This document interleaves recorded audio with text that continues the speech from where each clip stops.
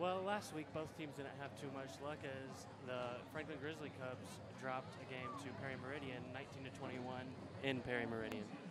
And Clay Penick threw 9 for 14 completion, and he had 158 yards and 2 touchdowns and 1 interception. And as he carried the ball, he had 8 carries, 10 yards, and 1 touchdown. Titus Phillips, he also had 13 carries for 90 yards, and Max Clark, as Bo Baker on the defensive side, had 15 tackles. And along with that, Titus Phillips, you said he led the team last week. He averages for the team 60 yards per game. That's out of all running backs, he leads the most, but he is not the leader in yards, isn't he? No, he is not. As John Shepard, he currently leads the team in all of rushing, as he's played in 3 games with 31 carries, 176 yards, and 3 touchdowns. And on the Whiteland side of things, they played Decatur Central last Friday. They dropped that game 6-17, as their quarterback, Brent Coons, he threw for 2 for 5, 24 yards and 1 interception. Peyton Emberton, he also rushed for 18 carries and 71 yards. And Emberton, he has an average this year of 97.5 yards per game. So the running back matchup between Phillips and Emberton, heavily favored on the Whiteland side, who, as I've heard, likes to run the ball a lot. They're a heavily rushing team. They love to pass the ball, or run the ball. And Jacob Smith, he had 2 receptions for 24 yards. And for them on the defense, they had a big tackle game with Daniel Adams, as he had 13 tackles.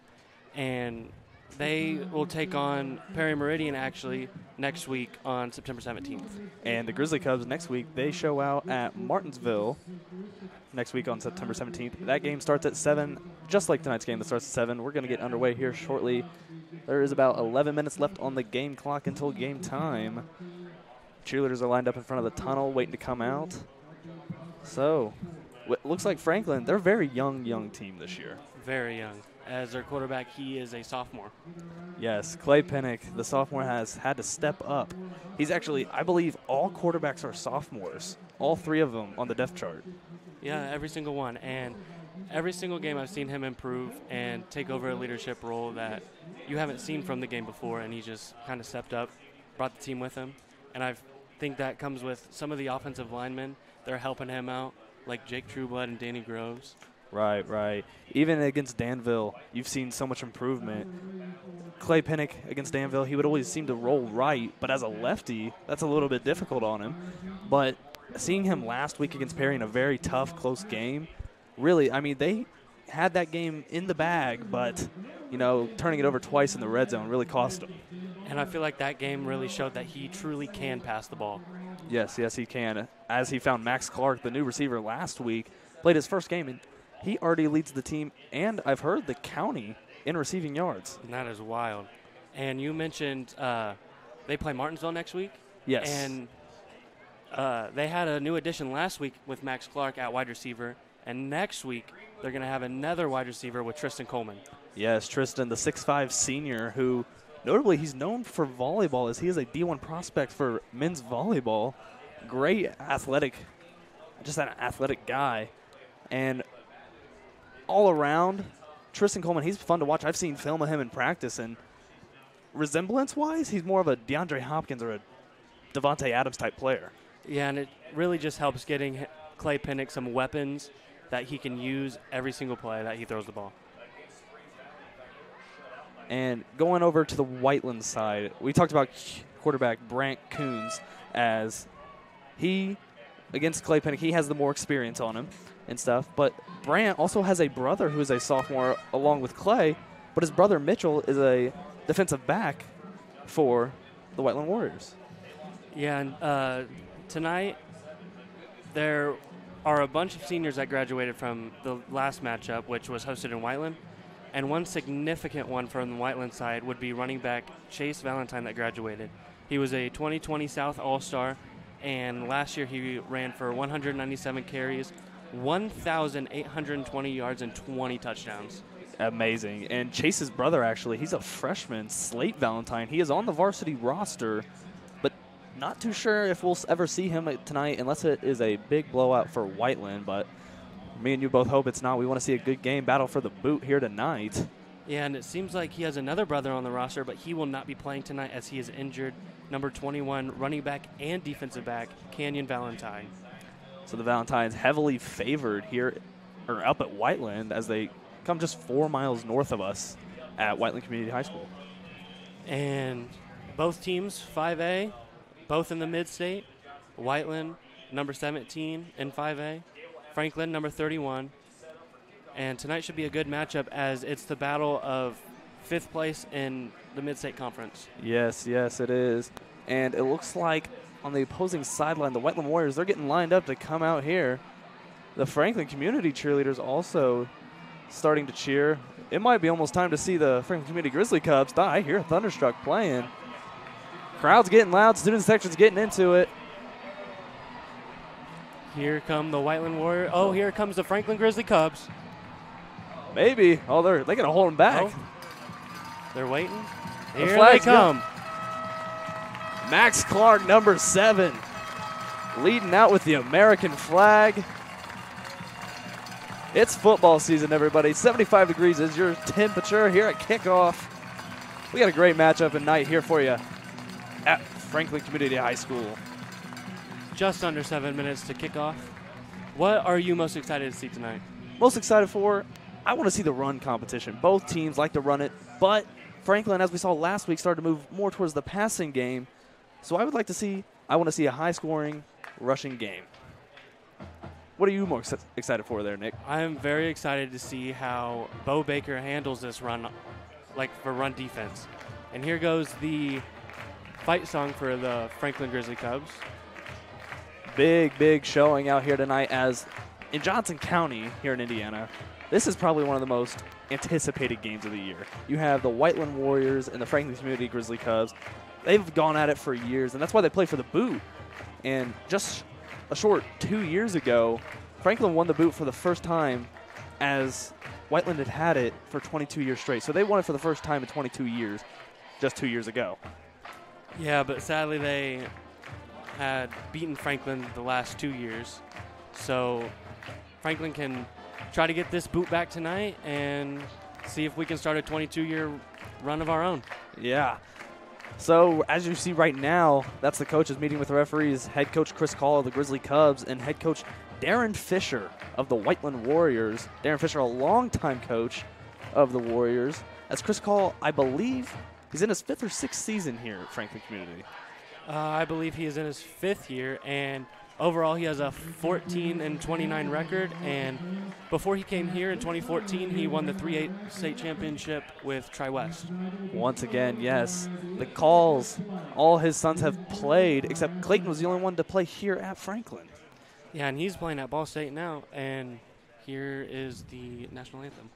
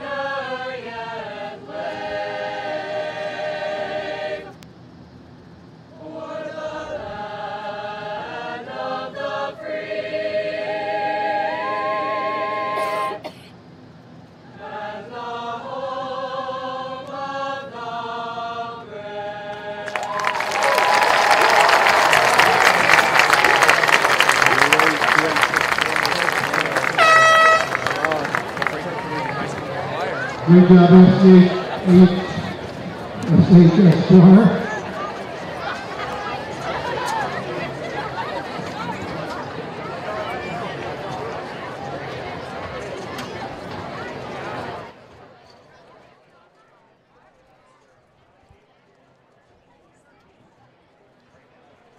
All right, we're gonna get underway here. Just above 2 minutes. We're almost at 2.5 minutes here till kickoff. Once again, coaches meeting with the referees as they were interrupted by the national anthem. But there's always time to be interrupted by the national anthem. We're coming up here on the 20th anniversary of the attacks on September 11th, 2001, and what a great way to honor it by standing for that national anthem. Glad to see everyone in unison do it. Definitely, and that was a very beautiful rendition of the Star Spangled Banner by our choir here at Franklin. It's a very winning organization in themselves. Right. I even saw their director out there, Johnny Taylor. He was out there singing with them. They had it all out there. Everyone loves to get involved. Big family affair and event here once again. Battle for the boot at the Noel Heminger Athletic Complex at Franklin Community High School. It will be a fantastic game and night here for you. Minute 48 left on the clock. We're going to get kickoff underway here soon. Here comes the Whiteland Warriors as they take the field, and it seems as if they will be kicking off. Yes, the Grizzly Cubs to receive the ball in the first half. That means Whiteland will get it at the half. Back to receive. Usually it's number 18, Luke Becker, and number 26, Miles Nicholson, and that seems to be the trend tonight. And here is the kicker, David Mathis, to send this game underway and get the Johnson County Game of the Week started. Once again, tonight's game brought to you by Hubler Automotive Group, here on the Grizzly Cub Network. The newly branded Grizzly Cub Network. We were previously known as FCTV at FCHS, but we're brand new. We're Grizzly Cub Network. We're here. We're big. We're better. Kickoff. Kickers lining up. Number 99 for the Warriors. Luke Becker and Miles Nicholson deep back to receive for the Grizzly Cubs. And here we go. Run up to kick the ball, and we are underway. Battle for the boot 2021. Miles Nicholson receives the ball as he takes it to about the 24? About 23, 24? Not too bad of starting position for the Grizzly Cubs. Once again, the quarterback Clay Penick got to go out there and command his offense. Hopefully drive down and score here on the first opening possession. And your starting lineups for Franklin's offense is Clay Penick and John Shepard, Caleb Owens, Max Clark, Miles Nicholson, Kai Pertobal, Reese Byerly, Danny Groves, Connor Voris, Jackson Henry, and that big right tackle, Jake Trueblood.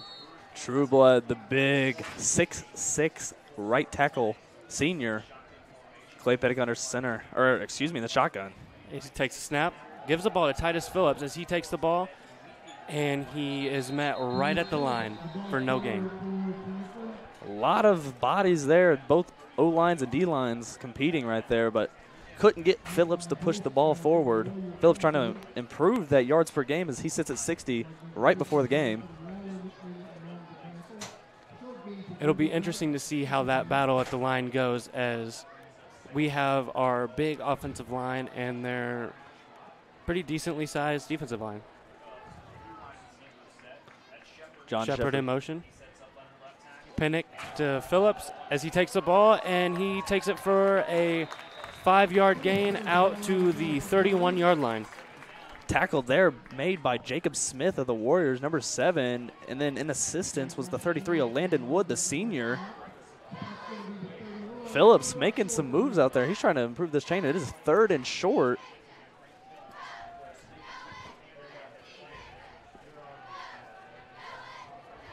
Here we go, shotgun again. Clay Penick motions Titus Phillips behind him. Shepard in motion again. Here's a snap. Back to Phillips. And there's a first down to the Franklin 35-yard line. Knocked forward. Phillips got lucky there. Knocked forward by number 15, Zeke Ramey of the Warriors. The junior linebacker, 5'8", 186.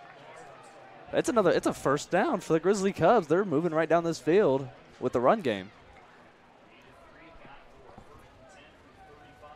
10:20 left on the clock here in the first.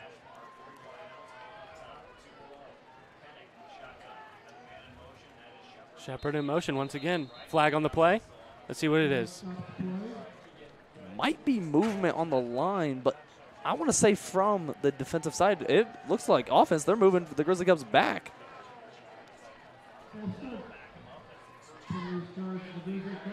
Yeah, false start on the offense. Gotta be aware of what's going on. Gotta listen to that snap count. This O-line, sort of young as well, except for the senior help from Danny Groves and Jake Trueblood. Yeah, and we'll take it 1st and 15 from the 30. Shepard in motion once again. Snap to Titus. Handoff to Titus Phillips.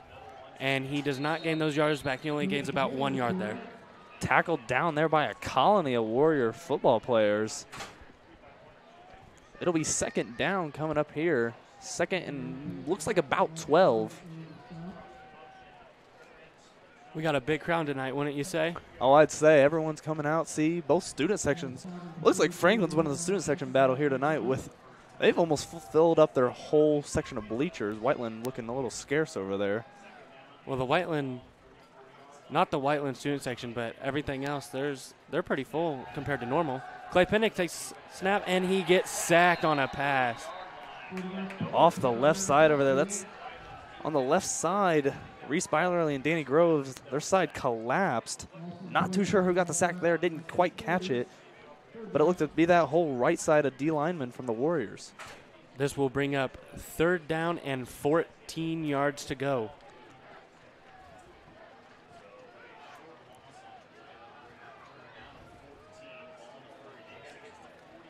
Can't imagine a big shot here. Take what you can get and just punt the ball away. Right.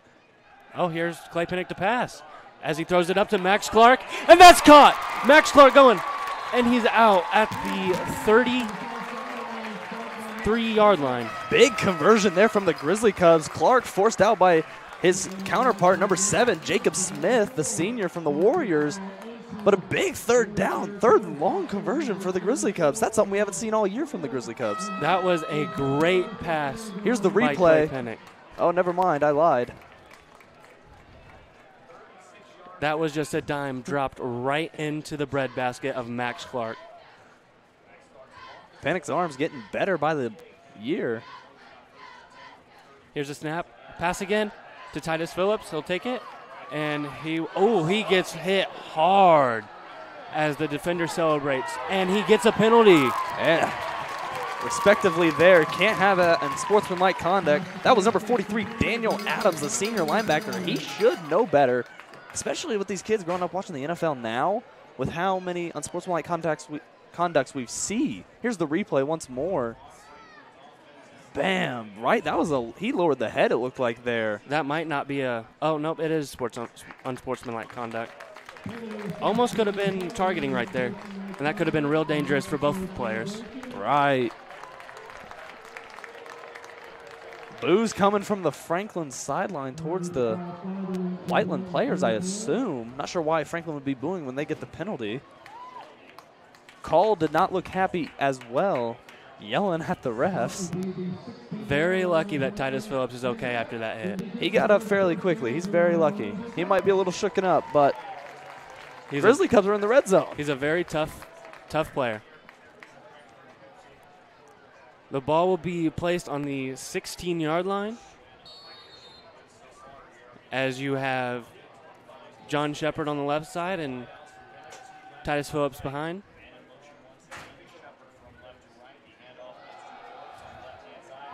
Phillips takes the ball out to the 12-yard line. Another little colony there of Warrior tacklers to take down Phillips as he progresses the ball.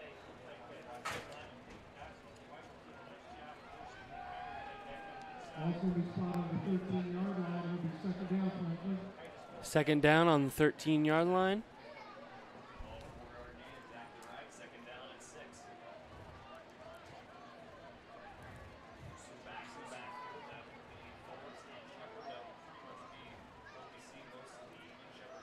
Shepard in motion once again. And here takes Titus Phillips, and he's taking the ball almost past the 10-yard line, right on the 10-yard line. Once again, Phillips has to be taken down. That looked like about 5 Whiteland tacklers right there. There goes Clay Penick getting the play call from Coach Call.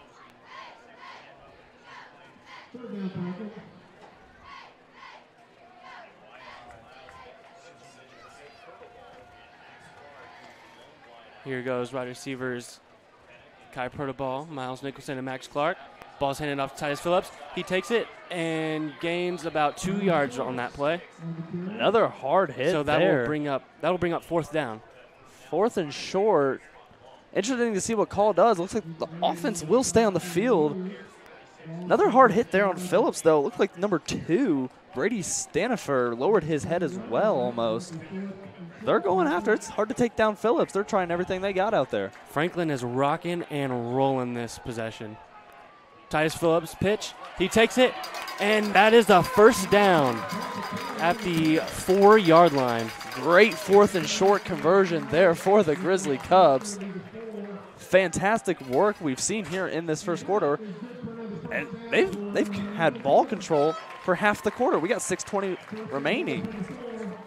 This is amazing ball control by the Franklin Grizzly Cubs. This is the best we've seen them play all year, other than Perry last week. They looked good at Perry last week, just came up just short, hoping to come out on top this week. No receivers out. Phillips, touchdown Grizzly Cubs. Dives into the end zone, number 30, Titus Phillips.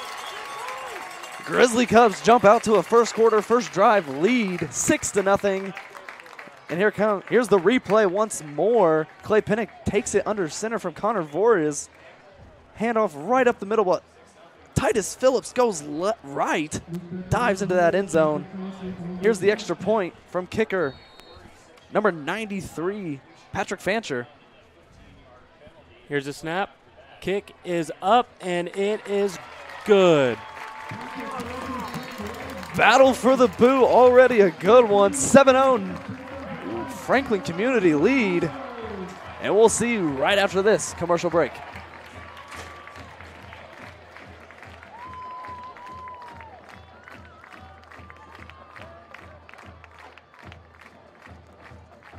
That water, you're gonna want to look for weeds, sunken structures, down trees, stuff like that. And let that breeze tell you where you want to go. Windy days like this, those bait fish will come swimming closer to shore. They'll bring the big boys with them, those bass and those pike. Now, they like cooler temperatures, so you ain't likely to have much luck. You're good at giving fishing advice. We're good at your insurance. Start with Indiana Farm Bureau Insurance and stop knocking on wood. I've always been with live bait. It's 2 p.m. Saturday afternoon. You have 2 choices. Option 1, take 2 nanoseconds to reach over and put on your seatbelt. Or option 2, decide it's too much work for a Saturday and don't put on your seatbelt. As the seatbelt alarm continues to sing the song of its people, you roll your eyes. You're just going down the block, you'll be fine. You take a turn to the left, and that's when you see it. Just wear your seatbelt. It's an easy way to save your own life. The Indiana Criminal Justice Institute. Welcome back to Franklin Football, presented by the Grizzly Cub Network and the Hubler Automotive Group. Here is Patrick Fancher to kick off. And here we go. It will be Whiteland ball. Back deep to return. It's number 37. Oh, here he goes. He's going. He's met at the 39, but he didn't go down, and a lot of blue jerseys were getting to him. Number 37. And it looks Gunner like Hicks returning that one. Player slow to get up. That would be number 9, Ethan Tanner.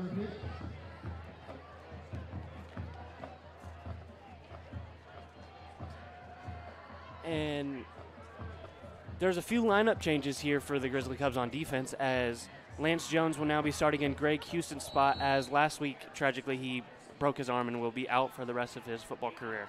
Tough break for the senior Greg Houston. He's a tough player, too. Tough loss for the Grizzly Cubs as well. Here's a snap. Here's the run, number 4, Peyton Emberton. He will only get 1 yard on that play.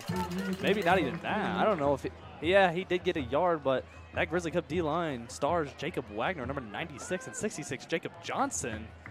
Jake Houston as well out there, number 5, and number 82, John Holtz, with the big run stuff right there. Last week really helped the Grizzly Cubs with the return of Jacob Wagner. That big threat off this edge. He can rush the quarterback. He's real fast. Here's the snap by Coons, the sweep, and he will take it. Not quite first down, gain about 8 yards there. Tackle there by number 2, Zach Reese, the junior. We've seen a lot of these DBs for the Grizzly Cubs. Very good group here with number 24. That is Zach Klein, number 6, Nate Owens, and number 2, Zach Reese. All great corners, along with their secondary help, number 32, Oscar Helgeson, excuse me. I cannot talk tonight. Who is a senior. Yes, if you didn't catch that one. QB sneak for quarterback Coons, and he will get it by a wide margin. Looked like a train right there. The Grizzly Cup D-line got flattened. He just kind of followed his center right there, and it got him about 5 yards, I'd say. Hey, that's the perfect recipe for a QB sneak. Whiteland figures it out. First down. Whiteland looking to tie the score back up at 7 apiece. And here they go as Emberton is lined up in the backfield. And it will go to him. And he will be tackled around the 43-yard line. Big clan of Grizzly Cub tacklers right there to help stop number 4, Peyton Emberton. Slow to get up there, 31, Lance Jones, but I think he was just on the bottom of the pile. I would say so. That's what it looked like. Bo Baker, number 21 for the Grizzly Cubs, commanding his defense out there.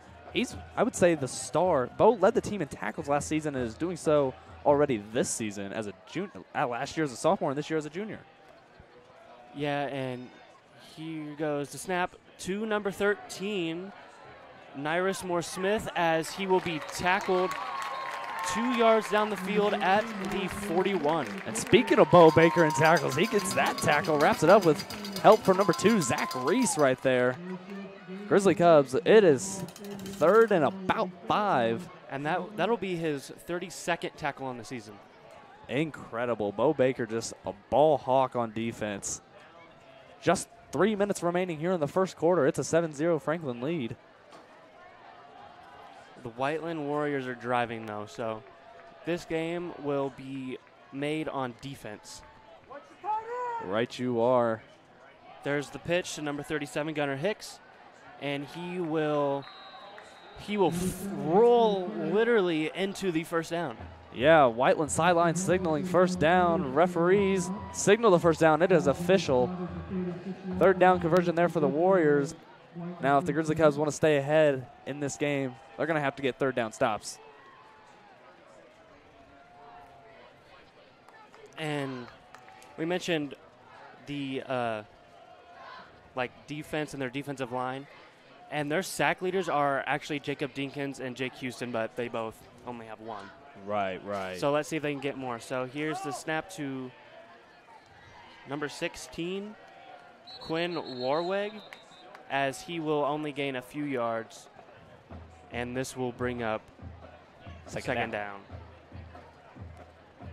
Now, if you were wondering, Whiteland, they have a record of 1-1 this year, as Franklin is 0-3. Whiteland had a game canceled due to COVID reasons against Lawrence North in week number 2, but they won against Columbus East in week 1, 28-7, and lost to Decatur Central 17-6 last week. And Grizzly Cubs have fallen in all 3 of their matchups so far. Yeah, and Whiteland was just totally shut down last week as they only scored 6 points, and they usually get about 17 points per game. Big wrap up there for the D lineman, number 66, Jacob Johnson, and then joined by his Franklin teammates to take down the Whiteland runner. This will bring up 3rd and 6. Excuse me. Yeah, 3rd and 6. As he did not gain anything on that play. No, Jacob Johnson on the fly to stop that runner. Not sure who it was. Did not quite catch the number in motion. The ball's going to the left side. Everyone's full to the right. Zach Klein almost gets him. There's Oscar Helgeson to force him out of bounds. Almost hit our sideline cameraman, Brandon Beeman. He had to get out of that way. Unfortunately, that'll get them the first down, move the sticks. 49.5 left on the clock here in the first quarter.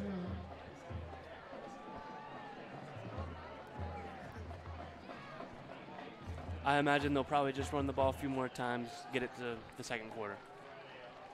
Now we're running clock as they have huddled and back in play. We'll see if they get a snap off. They will have to. Play clock is at 13, 12, 11 and counting. Under center goes Brent Coons. Warwick going again. Peyton Emberton, and he is tackled in the backfield by number 58, Gabe Delgado. Gabe Delgado, the lone junior on the D-line. He swarmed like a pack of bees to that. Bees, yeah, I watched the bee movie today in first period. Oh, well, I have an irrational fear of bees, in fact. It's kind of weird, but. At least you're not allergic. That's going to do it here for the first quarter for the Battle of the Boot at the Noel Heminger Athletic Complex. It's Franklin 7, Whiteland 0. We're going to go actually down to our sideline reporter, Kinley Shoemaker, for an interview.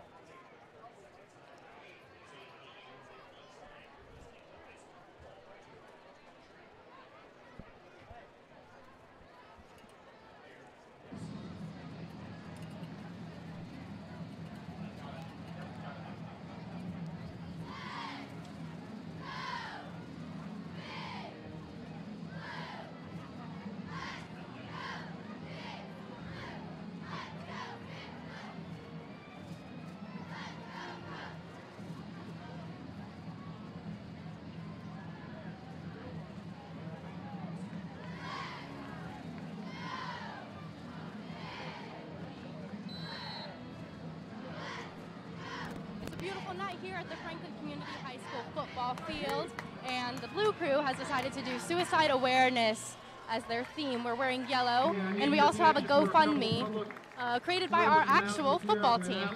So go donate and go check that out. Thank you, Kinley, for that great information about our student section, the Blue Crew, suicide awareness. They do have a GoFundMe, and you can find that at the Blue Crew's Instagram in their bio. We're about to get underway here in the second quarter. 12 minutes on the clock, as that is the length of each quarter. Whiteland just above the 20. Second down. Whistle on the field. See what that's about. Looks like a little bit of confusion, but I don't think there was a whistle. I think it was just a play. Whiteland confused. Here goes the motion, Smith. And there's a pass, Coons, and it will be incomplete. The intended receiver was Maxwell Sullivan, the big tight end. Met in the air by that Grizzly Cubs secondary that I was talking about earlier. They got that pass deflected. 4-on-1. Odds did not look good for the Warriors, and the Grizzly Cubs force a third and long.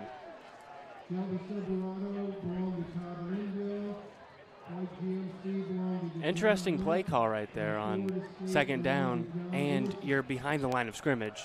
Very. You would think with a run-heavy offense like Whiteland's, you would see maybe a handoff there to Emberton, excuse me.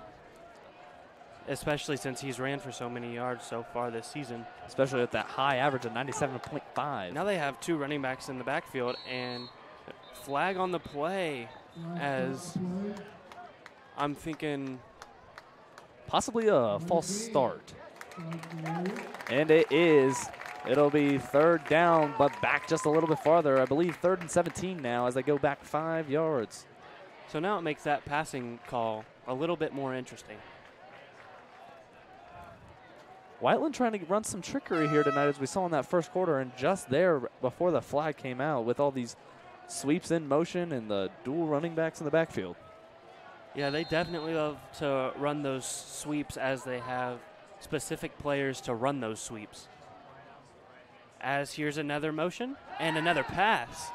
as it's intended for number 7, but it is way too far out of bounds. Referee signals out of bounds. He caught that. That was number 7, Jacob Smith, the senior. It'll bring up 4th and long.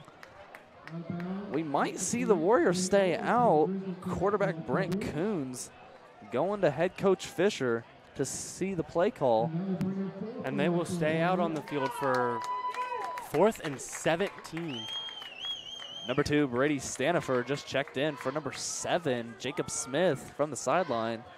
Makes you think we might see a longer pass here, as Stanifer is a little taller than Smith is. Significantly, actually, 6'4" versus 5'10". They have one running back in the backfield, and that is 41, Ja'Carry Oliver. A lot of noise from the Franklin fans. And it is a pass. And he'll be brought down by the junior, number 58, Gabe Delgado. And Jake Houston, Jacob Johnson in there as well. The Grizzly Cubs get the stop they need on 4th down. Turnover on downs. Great starting field position as well. That is a huge stop on 4th down. And amazing field position where they can get down. And even if they get a 4th down, it'll be so much easier to get a field goal. Yes. I got chills during that play, Nick. That was a good defensive play. We have not seen this defensive line play this well all year. Here come the offense again, as they will be looking to make best case scenario the score 14-0. Kai Pertobal, the senior, out wide on his opposite, the juniors. Number 7, Max Lancer. Here's a snap to Penick. Titus Phillips to the left side. He'll take the ball, and he will be stopped about 6 yards down the field. Once again, a tribe of Warriors. They have to corral to take down Phillips, as he has been a workhorse here tonight, getting the heavy load. I don't believe we've seen number 35, John Shepard, get the ball at all out of the backfield. No, we have not, but he has been a pretty good part of this offense, as he has been in motion, and he has been in almost every single play. Once again, Pertobal out wide. Max Clark is opposite. There's Titus Phillips again. Oh, spin move. Oh, that was a nice move. And there is a 1st down, as that is a large gain. Shades of Derrick Henry. Titus Phillips running right up the middle, punishing the Whiteland defense. And we talked earlier about how this is a young offensive, a young offensive group, as their only returning varsity starters are John Shepard, Jake Trueblood, Danny Groves, and Reese Byerly. Incredible. Screen pass to Max Clark. He'll do a little dance move, and he'll get to the 40-yard line. And, oh, it looked like he was about to be slow to get up right there. Not a good sign. He's holding that hamstring, limping there, hopping and limping there a little bit. Not what you want to see from our Gatorade Baseball Player of the Year, Max Clark, as he is verbally committed to Vanderbilt. He did so his freshman year, and rightfully so. I've heard he is now the #1 prospect in America for baseball for class of 2023. Yes, he is. As here's Penick as he moves Titus Phillips to his left side. And Shepard's in motion. Here's the snap to Clay Penick as he gives it to Phillips again, but he will be met behind the line. Oh, there's a fumble for Danny Groves. Big man getting some yards. Danny Groves, he will not let that one down. I guarantee we'll hear about that one. Groves with the quick feet and quick adjustment to turn a loss into an advancement. And nonetheless, there's still a flag on the play, and it will be on the offense.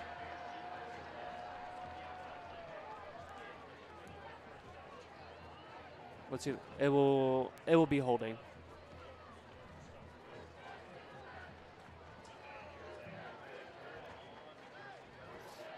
As it will be 3rd down. So that big run by Titus Phillips inevitably moved back, as the Grizzly Cubs have to go back just to the 49 of the Warrior, or their own 49, excuse me, making it 2nd and about 14.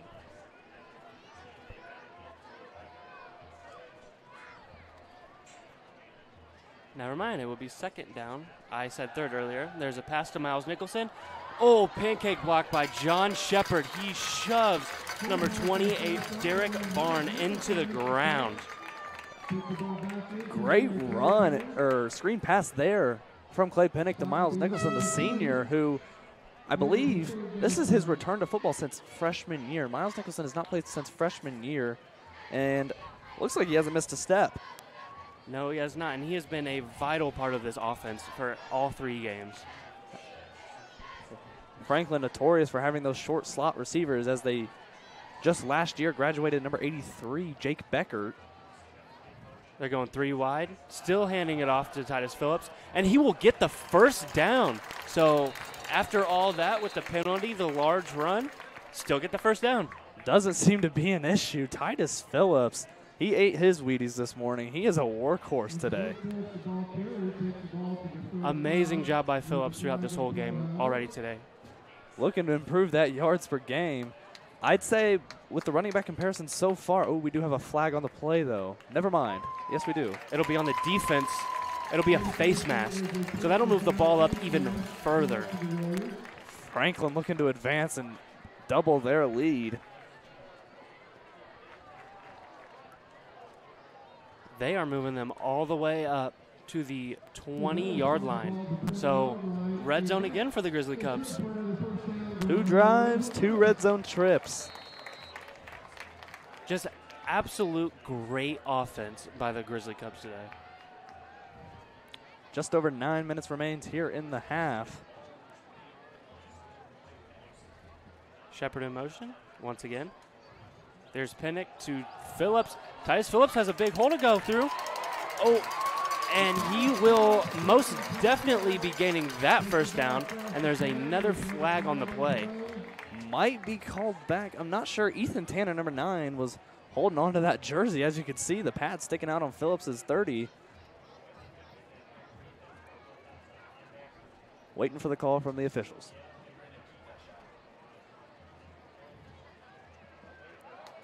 No flag on the play. They wave that off. So the ball will be placed at the 10-yard line. You see, this run game by Titus Phillips, very impressive, but it all starts up front with those big boys, our offensive line. Indeed it does. So what do you think they might have tried to call right there? I believe I would have said maybe holding, but I'm not too sure what that would have been. It would have been defensive holding, if anything. Maybe. The Grizzly Cubs go 2 wide, but Max Clark is lined up right behind the offensive line. And Phillips takes a snap. He's going to go and be down at the 4-yard line. Great work once again by Phillips, getting there inside the 5. Another tribe of warriors to take him down. Phillips is working him out there. Do you think we'll see a boot ceremony after this for the Grizzly Cubs? It's starting to look like it. Boot ceremony, it'll be dark. Sun's starting to go behind the bleachers. Shadows are getting longer. Grizzly Cubs in formation to score to advance this lead. 1 wide as Phillips takes a snap, and he will be into the end zone. Touchdown, Titus Phillips. That is number 2. What? Titus Phillips. He should join the diving team after that second diving touchdown for the night. The Grizzly Cubs, 2 red zone trips, 2 drives, now up 2 scores. That is 13-0. Here's the replay coming up here shortly, I believe. Say he almost looks like Superman right there. Here's the kick by Fancher, and right through the uprights, it is good. And your Grizzly Cubs take a 14-0 lead as we have 8 minutes left in the second quarter. Fantastic movement on the offense, as I just saw on the sideline. Jake Trueblood getting hyped up by number 17, Tristan Coleman, or as he is called, Trizzo. Jake Trueblood is a very, very passionate member of this football team, as he wants to win everything this year as it is final year. And maybe next week, everyone here that knows Tristan, maybe he gets the team a little more hyped. Tristan, notably known as both me and you play volleyball with him. Very good hype man. I see him down there. He's hyping up the bench, hyping up John Shepard, number 35. 17 down there in the shorts. that big smile on his face, getting everyone ready for this next drive that they're going to go on, maybe go up 21-0 if they stop them here on defense. It all starts with positive energy, and we have seen that here tonight at the battle for the boot. We have to give big credit to this offensive line as well as Titus Phillips. Yes, we do. Titus Phillips, the workhorse tonight, but even the big boys up front, letting them have fun out there. Number 76, Danny Grove's a big part of that one too, as well as senior Jake Trueblood. And here's the kick. Fancher. Onside kick. And Franklin will not get it as Emberton will receive it. He will be tackled at the 44-yard line. Interesting call there from Call with 8 minutes left in the half, up 2 scores. Would you have called that right there? I don't know. I feel like I would have just kicked the ball off to him and kept going with what's been working. Not sure what Call was thinking there, but anyway, it is Whiteland ball at their own about 44-yard line. 1st and 10. And here we go back with the second possession from the Whiteland Warriors as another receiver is in motion, and Smith takes the ball again, and he will be tackled 4 yards downfield. So we'll see 2nd and 6 right here. Tackle there made by 31 Lance Jones and number 2 Zach Reese. In there for the teamwork makes the dream work. Zach Klein is also a new addition to this. Yes, defense. He is. Zach Klein last week had a great showing out there at corner, making a big hit on one of the Perry receivers. Here's Emberton, and he gets stopped 3 yards. He had his first meet at the 50-yard line and then got down at the 51 or 49. They don't have a 51-yard line. Wrapped up there by number 58, Delgado. Jake Houston runs off the field. Huge game from the junior, Delgado. This is the most we've heard and seen of him all year. There must be something in the water here, or something they ate in the team dinner. Everyone on the, here's the push. They're going to try and get it. They will not get it. It seems as if they will lose yards. Brick wall defense from that D-line, led there by Jacob Johnson, number 66, who... Oh, no, they gained 1 yard. All the way up till this year, Johnson was an offensive guard. And it does not get talked about enough about Zach Reese. He is a great part of this defense at safety. Him and Bo Baker make a great duo back there. Right you are. Yes, they do. This crowd getting loud on 4th and 1. Snap to Emberton. He will be taken down as he gets the first down. Everyone on the Grizzly Cubs trying to get him down. Emberton getting a little chippy there with Bo Baker, number 21, as Baker, I saw, wrapped up his legs and lifted him off the ground. Franklin really wanted to stop them right there. Looks like number 66, Jacob Johnson, starting to run and limp off that field. Not too sure what's up with him. He's going straight to the trainer, Marcus Davis. I saw earlier number 20, Jude Barger, was down by the athletic trainer. I wonder what's going on with him. Here's the snap. Toss to Hicks, and he will take it and get down with a fairly good gain, about a 7-yard gain, 6-7-yard gain. There to jump on top of him, number 44, Jesse Patowski.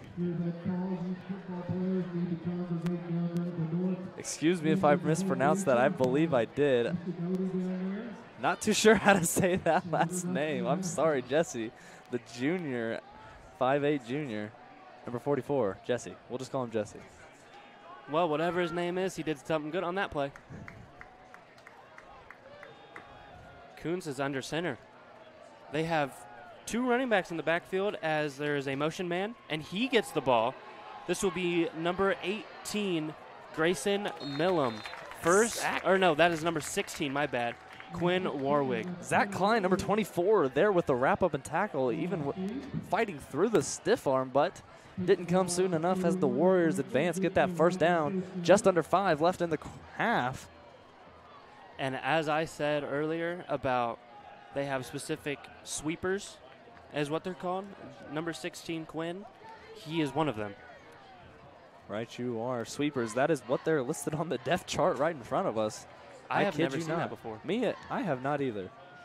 And there's another one, Smith, as he takes it, and he will pick up the first down and about 2 more. And there's a flag at the 16-yard line. Once again, forced out by number 2, Zach Reese. Good to see number 66, Jacob Johnson, headed back out onto the field, as well as 37, Jacob Dinkins. Senior Oscar Helgeson coming off the field as well. Waiting for the word from officiating crew.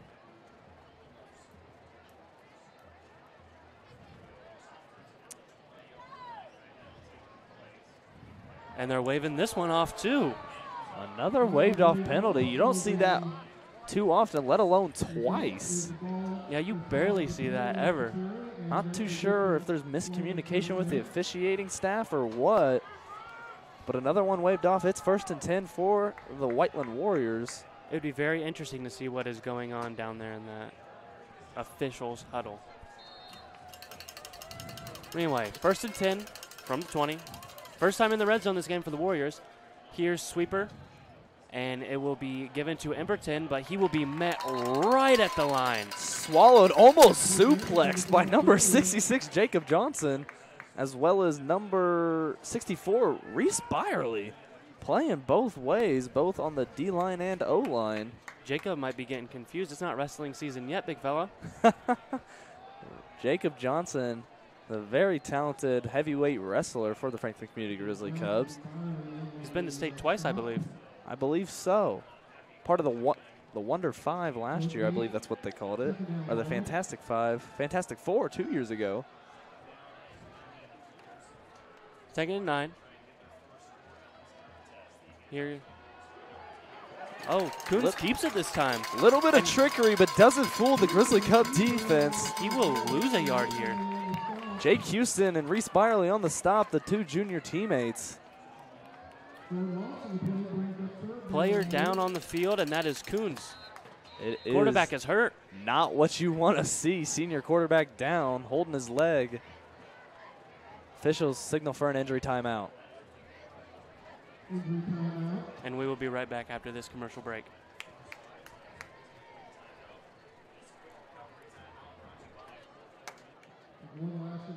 With that water, you're gonna want to look for weeds, sunken structures, down trees, stuff like that. And let that breeze tell you where you want to go. Windy days like this, those bait fish will come swimming closer to shore. They'll bring the big boys with them, those bass and those pike. Now, they like cooler temperatures, so you ain't likely to have much luck. You're good at giving fishing advice. We're good at your insurance. Start with Indiana Farm Bureau Insurance and stop knocking on wood. They've always been with live bait. It's 2 p.m. Saturday afternoon. You have 2 choices. Option 1, take 2 nanoseconds to reach over and put on your seatbelt. Or option 2, decide it's too much work for a Saturday and don't put on your seatbelt. As the seatbelt alarm continues to sing the song of its people, you roll your eyes. You're just going down the block, you'll be fine. You take a turn to the left, and that's when you see it. Just wear your seatbelt. It's an easy way to save your own life. The Indiana Criminal Justice Institute wants to remind you that choices matter. Click it to live it.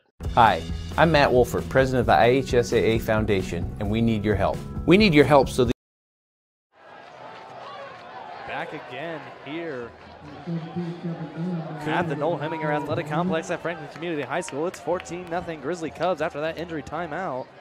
Coons is good enough to walk off the field with some help of some trainers, as the new backup quarterback will be Kevin Denham. He is 5'7", 129, and he's a junior. He'll pass his first play to Smith, and he'll take it, and he'll score. There's signaling a touchdown. Whiteland. That was awfully close. The JV quarterback comes in. Nate Owens just about stopped him. Injured quarterback doesn't phase the Warriors. It looked like it fueled them a little bit. We got a game here at the Noel Heminger Athletic Complex. 3:03 left on the clock. It's 14-6. Here's the extra point from the Warriors. Number 99, David Mathis, back to kick, the senior. Here's the replay once more. Caught there by number 13, Nyrus Moore-Smith. Fighting off 2 tackles and then pushed out of bounds there by, or almost, by Zach Klein. The holder is Jacob Smith. Morris for the kick. It is up and it is good. The score will now be 14-7 with 3:03 left in the second quarter. So, game gets a little bit more interesting just like that. Flip of a switch. Interesting call, though, to go pass first after you've gone run all game. Pass first with your JV quarterback. Maybe he's a more pass first kind of guy. What do you think this will do for Franklin in terms of, what's the word for it? Momentum.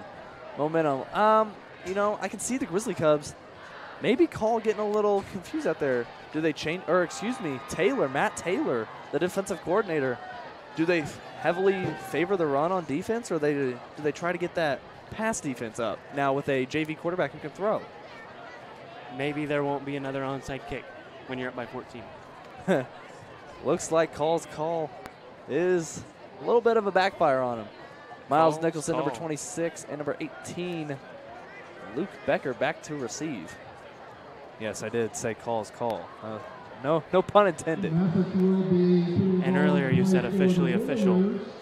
Hey. By the officials. Hey, I just like to rhyme. It's what I do. I'm not a rapper, though. Because you're not signed by a record label. Not yet, at least.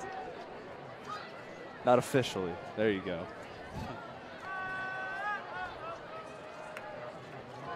Here goes the Blue Crew as they do their kickoff ritual. Here goes Mathis with the kickoff, and it will be Franklin ball now. A low line drive kick, and Miles Nicholson takes it at the 4-yard line. And he takes it from where he picked it up. It was a pretty good gain. He picked it up from the 4, took it to the 16, as the defense was already closing in on him. Last minute decision there by Nicholson to pick it up. Not too sure what I would have done in the situation. I might have let it see if it would roll into the end zone, but that could have cost him. Because if it didn't, that's a live ball. But Smart good thing effort was there. Just pick it up and get what you can get. But now they got to run that 3-minute offense. 2:57 left on the clock here in the first half of Battle of the Boot. Franklin Community versus Whiteland. There you see Chaz Hill talking to his defense, especially there's number 24, Zach Klein. Pass to Max Clark. He catches it. He is going. Nobody's going to catch him. He'll be gone. That is a touchdown, Max Clark. One to the air. 3-minute offense celebrates with number 4. Oh, knocks him down. Kai Ball. That will be an 84-yard touchdown pass from Clay Penick to Max Clark. Wow. That is insane. Wow. Here's the replay once again, running down that sideline. He created space, finger pointed up to the air. Wow. Momentum changed like that. Kai Ball getting knocked down. Or as his friends call him, swags. Here's the extra point by Fancher. It is up. It is good. That lead back to 14. Only 12 seconds were shaved off the clock right there. What an athlete Max Clark is, and what a throw by Clay Penick. That was amazing. Wow, the sophomore quarterback improves by the minute. Incredible play. Now we got to get that defense back out there and see if we can get a stop and maybe even score again. Maybe. Seems to be Clark. Here it is once more. Over the shoulder, bobbles it, catches it. He was off to the races. Great sideline view there from Brandon Beeman. As you can hear, the Blue Crew tossing a member. Let's see if we can see who that is after they're done tossing her up. It is a girl, we can't tell that.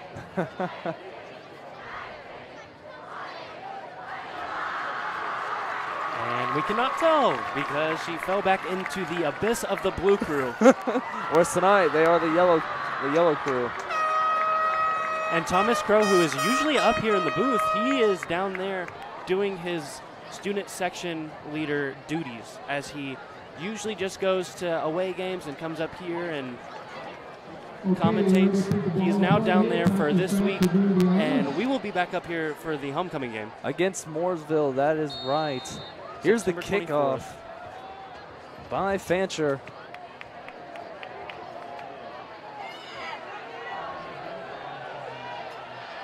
He's going in. He might return this one big. He will be stopped on this side of the field, as that will be stopped on the 48-yard line. What a return. Momentum going back and forth like ping pong. Number 31, Lance Jones on the tackle there.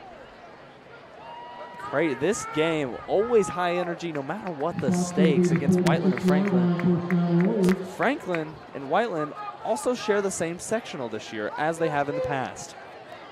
Yeah, and I believe that sectional is pretty heavily filled with some really good teams. It is. New Pal in there as well as the now who just moved down to 5A Columbus East, who the Warriors actually beat in week number 1.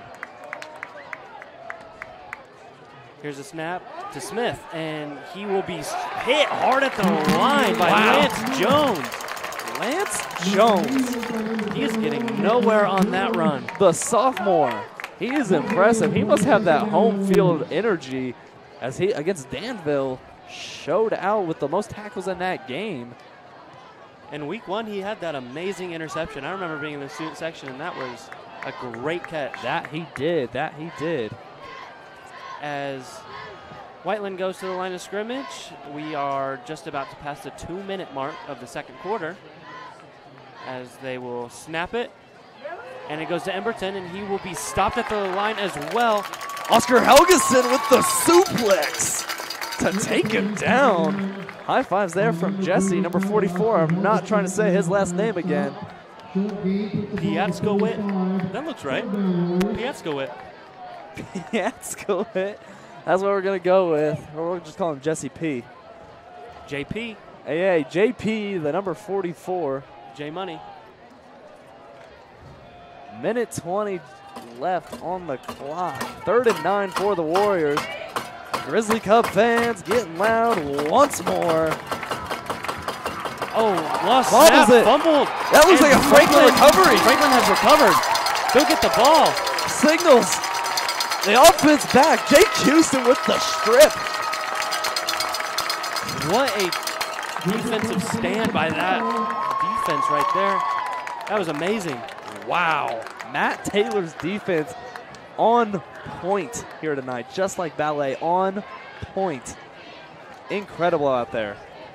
Well, now that we have a break, I would like to thank our production crew tonight with me, Nick Wilson, Jace Miller.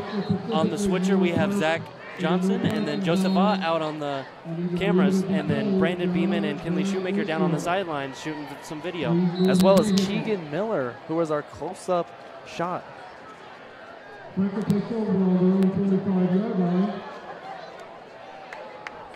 I lied. He's our wide shot. So Joseph is our close-up. There we go. Hey, we know Joe our Ott, cameraman. senior from the tennis team. He's on Inside Franklin Athletics, if you didn't know. You can go watch it on Grizzly Cub Network. Oh, reverse. Trickery. Oh, pass by Max Clark. Wide open. Miles Nicholson. He's going. He stumbles. That'll. Might be a flag at the 10-yard line. What a play. Franklin's pulling everything out tonight. Every trick in the hat is coming out. Oh, my goodness. Miles Nicholson, a big gain. And Franklin, once again, 4th drive, 4th trip to the red zone. Incredible. Just a minute remaining, a minute 03 to be exact. Well, to be fair, the last possession, they never were in the red zone. They just went through it. That is true. This is their 3rd trip. Here's Titus Phillips. He's looking for his 3rd touchdown, and he gets it. Touchdown, Titus Phillips. This Franklin crowd is going nuts. The booth is rumbling. I have chills once more. Titus Phillips, his 3rd touchdown of the night. Here's the replay. Titus Phillips fights through that offensive line. Good block there by Danny Groves. And he dives Reaches. again. I swear. We're going to have to talk to the Franklin alumni, Gage Creech, to get him some diving lessons if he wants to join the dive team. We'll have to. Here's the extra point. It is up, and once again, it is good. 58.8 remains on the clock. There's Tristan Coleman again on the sideline, hyping everyone up. Wow, this is a totally different Franklin team than we saw last week. They have been working hard in practice all week. Whiteland Week's always a big one here at the high school. Great game so far, and it's only the first half. Well, like I was talking about earlier, Josephat on Inside Franklin Athletics, there's a relation with that. Jake Trueblood, right tackle, he is on Inside Franklin Athletics, co-host with me. Videos posted every single Thursday, so you can go watch them on Grizzly Cub Network. Here is Liv Nikoloff being thrown up for 28 times. That's got to be a workout. Looks like jump shot. Warner and Carson Hunter, Caleb Ingram, seniors, getting that bench press workout in. And there's Thomas and jump shot looking like they just went to Suntan City to get that spray tan. But that is just paint. They put that on for the game. Everyone having a fun night out here. Incredible. Looks like we're getting lined up. Ball's in position for the tee. Patrick Fancher, number 93, lined up for his kickoff. We have had 3 touchdowns in the last 2 minutes. Yes, we have. Kickoff goes out of bounds as there's a flag that will move the ball up. Yes, as the flag will be for free kick out of bounds. Which is not the worst case for them, as every single kickoff they've returned it pretty decently far. Yes, they have. Which I feel like that would be the better option there if you were the Grizzly Cubs. Coach Call talking to the official. He seems very unhappy about something. Coach Call, actually, just an episode released. He is on Coach's Corner, hosted by our other broadcast team, Thomas Crow and Jeff Powers. That is also on the Grizzly Cub Network YouTube page. Brian Powers, I said Jeff Powers. I got them wrong. They're mixed up. Well, Jeff Powers was on the. He was on a Coach's Corner episode. I'm not wrong. Well, anyway. Kind of, but. Oh, well. Here we are with the game. Number 17. Kevin Denham. Another sweep to Smith, and he'll take the ball to about the 41. His body bent like a gymnast on that one. JP, number 44, there from behind on the stop. The clock continues to roll. 44, 43, 42, 41, 40. Whiteland, we might see Whiteland run it out here to take it to the half. And Whiteland gets the ball at half, my bad. Here's another sweep as he will be tackled out of bounds, so that will stop the clock at 24.7 seconds. Zach Reese once again getting the wrap-up tackle there. And this, just in the first half, Whiteland has allowed the most points they have all year. And it's only the first half. Yeah, and that's kind of insane because Whiteland they normally average their defense to allow 20.5 points per game. So, at what point do you think, on this possession, does Franklin start guarding the sideline so then they can't score again? I would think possibly right now, as we're going to see a pass here. And that will be caught, but he will stay in bounds so the clock will keep going. Yes, Zach Klein there on the stop. Great to keep him in bounds. Coach Fisher runs on the field to call a timeout. 15.6 remains here in the first half. Very good game so far. Very, very entertaining as well. Chaz Hill giving a good stern talking to number 24, Zach Klein there in the huddle. After this, Whiteland will have 2 timeouts left and Franklin will have 3. So Whiteland will have 2 to work with, and they've got about, well, the ball's at the 42. Let me do my math real quick. I'm only in pre-cal. You know what? Scratch that. I can't think about it. They've got yards. No, they've got 42 yards to go. I could have just looked at the board. Sorry about that. Okay, let's go past that. All right, as you can see, Nick won't be a math major in college. Second down coming up. Another pass, but he's rolling to the right side, and he will throw, and it will be incomplete. Throw very low. Intended receiver is Nyrus Moore Smith. He's actually a freshman. Zach Klein and Zach Reese both in coverage there to get that incompletion. And Delgado back in the game as Wagner comes out. Delgado, impressive game from him in this first half so far, as well as number 5, Jake Houston. Reese Byerly stepping in on the defensive line as well. 10 seconds left. Whiteland needs something big right here. Loud once more as the Grizzly Cub fans. Here's a snap to Denham. He'll roll out again for a pass. He's a lefty as well, so I don't know why he's rolling out to the right. As he will get out of bounds with 5 seconds left. That is number 2, Brady Stanifer. And once again brought out on the sideline by number 24, Zach Klein, as he is a ball hawk. 5 seconds exactly remains. It's a first down. First down Warriors and timeout Warriors. There really wasn't a reason to call a timeout right there. Clock was stopped. Offense was getting something going. Maybe just a chance to regroup here and get a good, solid play here to get it. Whiteland, you know, will be looking for the end zone. What do you think the Grizzly Cubs are going to do here to prevent that? I think potentially they could just run a deep zone, guard the sideline, try not to give up anything too easy, but try not to give up anything too long. Right. I could also see them maybe sending a blitz to get the quarterback under pressure, because with a JV quarterback, who knows how much varsity experience he has to know what to do in that kind of situation. That is true, but the only thing with that is you don't want to see them blitz too many guys and have not as many in the secondary as you would like. Right. But they line up 3 wide with a tight end. Trey left is the call for the Warriors. Now he's rolling left, and he will throw deep, and that ball will be incomplete. Almost picked off, very underthrown, as we will be going to halftime on this beautiful night with the lights on, and Friday Night Lights is underway with the Johnson County Game of the Week. Here goes Franklin into the locker room, and we will be back after the half.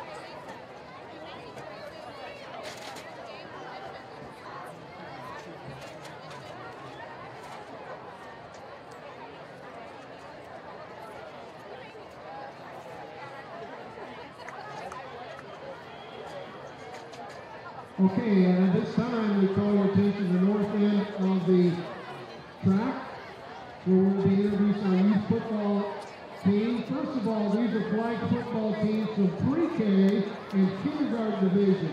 First of all, coming up the blue team with Coach Robbins.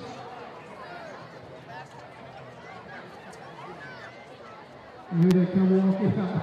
Johnny running out in front of us. Next, the second team with Coach Houston. Third team, here we go, guys. Love that energy. And the black team with Coach Coons. Next up, the first grade division flag football team. Blue team with Coach Hall. Here we go. And the black team with Coach Johnson.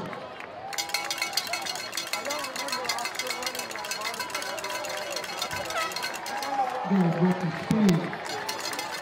Next up, the rookie division. That's first and second grade tackle. The blue team is Coach Beard. Here they come. And the white team is Coach Eads.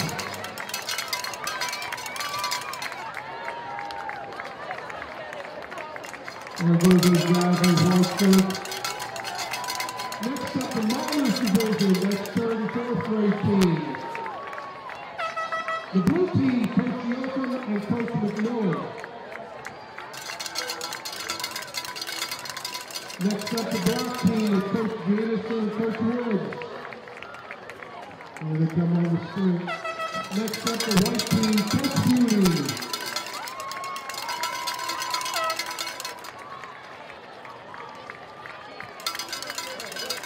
Next up, the silver team is Coaches Martin and Durant.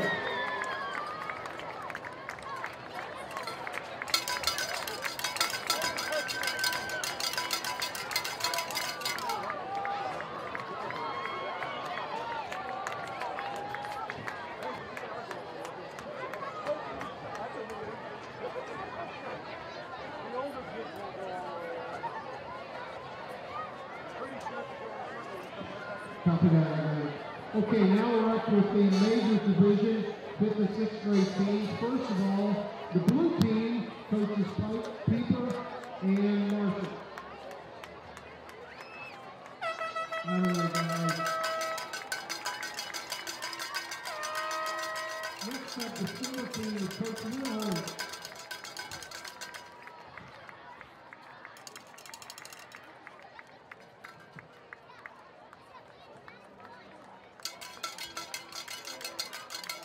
And finally, the white team with Coach Buell.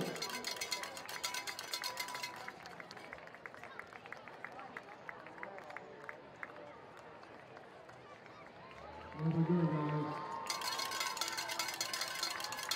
Mr. Bader, I think that's it. How about one more time? Big round of applause for our future Grizzly Cubs. And they're taking a lot from that track. I think there might be some future tracks there as well.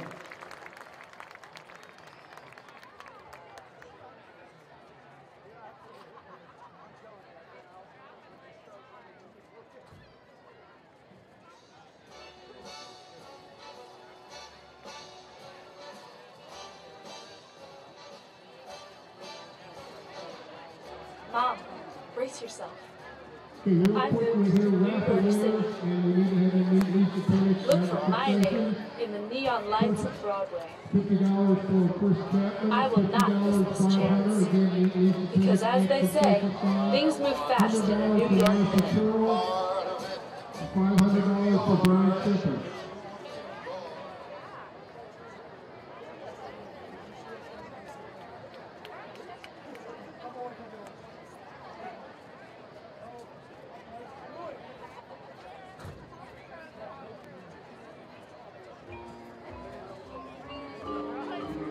Okay, now we're ready for the Blue Red Marching Band to present the first portion of the 2021 football season show in the New York Minute.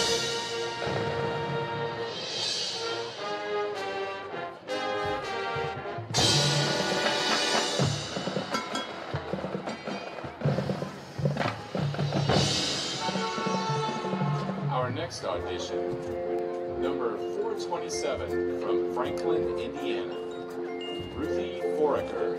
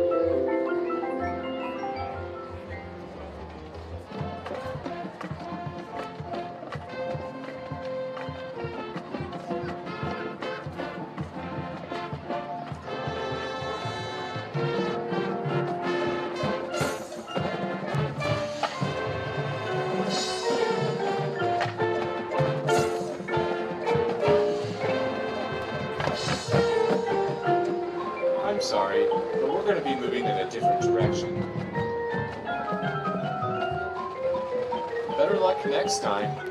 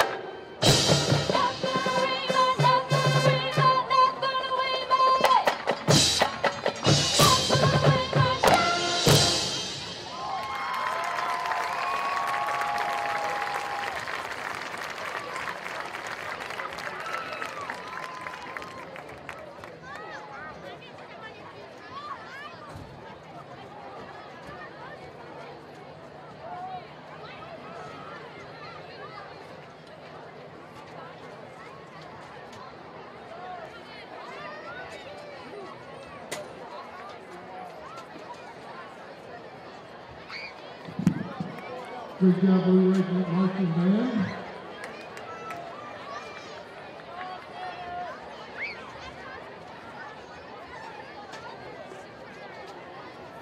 And I apologize for not getting adjusted for the main performance earlier.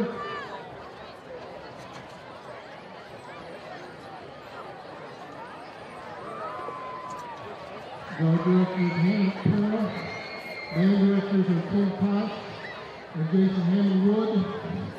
Blue Regiment is directed tonight by drum majors Nikolai Sturgey and Manny Soldat.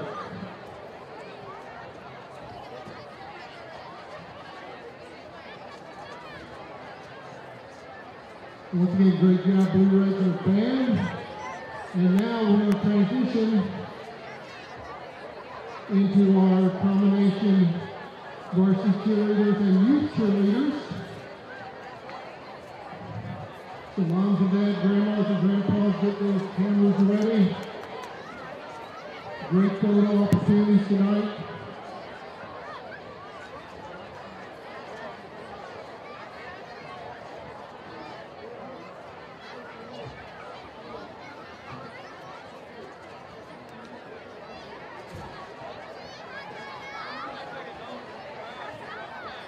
And as the cheerleaders get ready here again, raffle winners Chris Chapman, Bart Hunter, Marcy Turl, and Brian Shepard. Make sure you meet Lisa Penick at the concession stand. You are the winners of this week's raffle, so make sure you take advantage and get down there.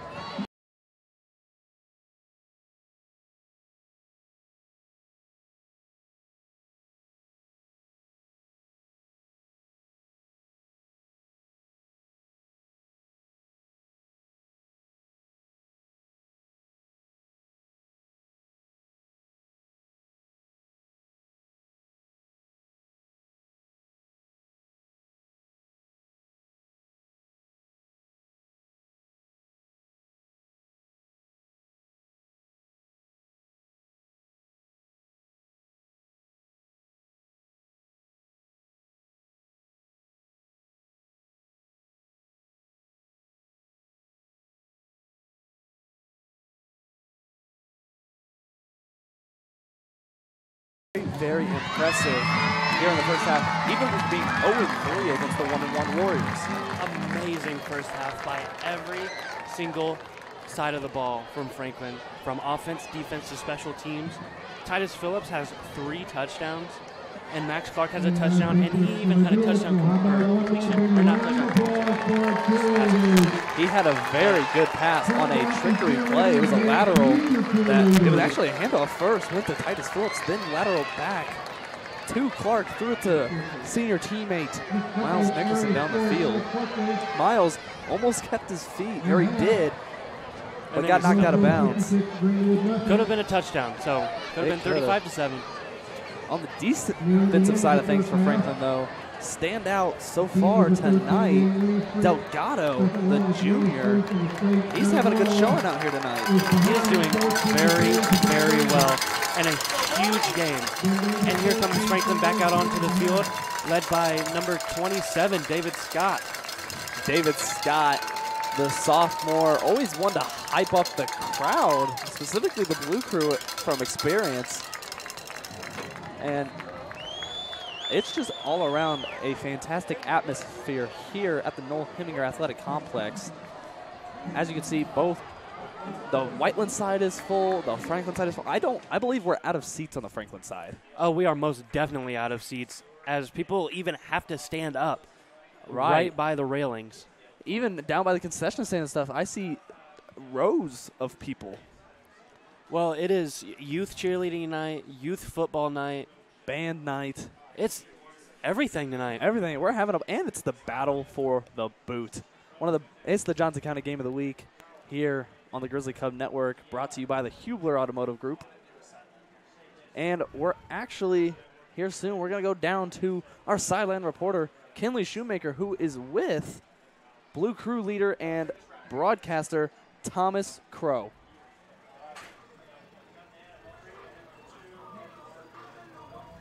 Welcome back, all. I'm Kinley Shoemaker here with Thomas Crow. Thomas, can you tell us about our yellow theme tonight? Yeah, our theme tonight is yellow for suicide awareness. This is something that means a lot to us here at Franklin. We've done a lot of stuff with it. We have a GoFundMe.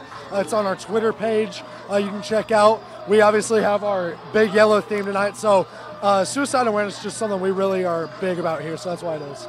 Awesome. How is the Blue Crew feeling tonight? Well, I mean, judging by the score, the Blue Crew's feeling all right. We have a pretty solid turnout. Shout out to Mr. Doty for free admission. That's big. So Blue Crew's doing all right tonight. Awesome. Thank you so much. Enjoy the game. Awesome. Thanks.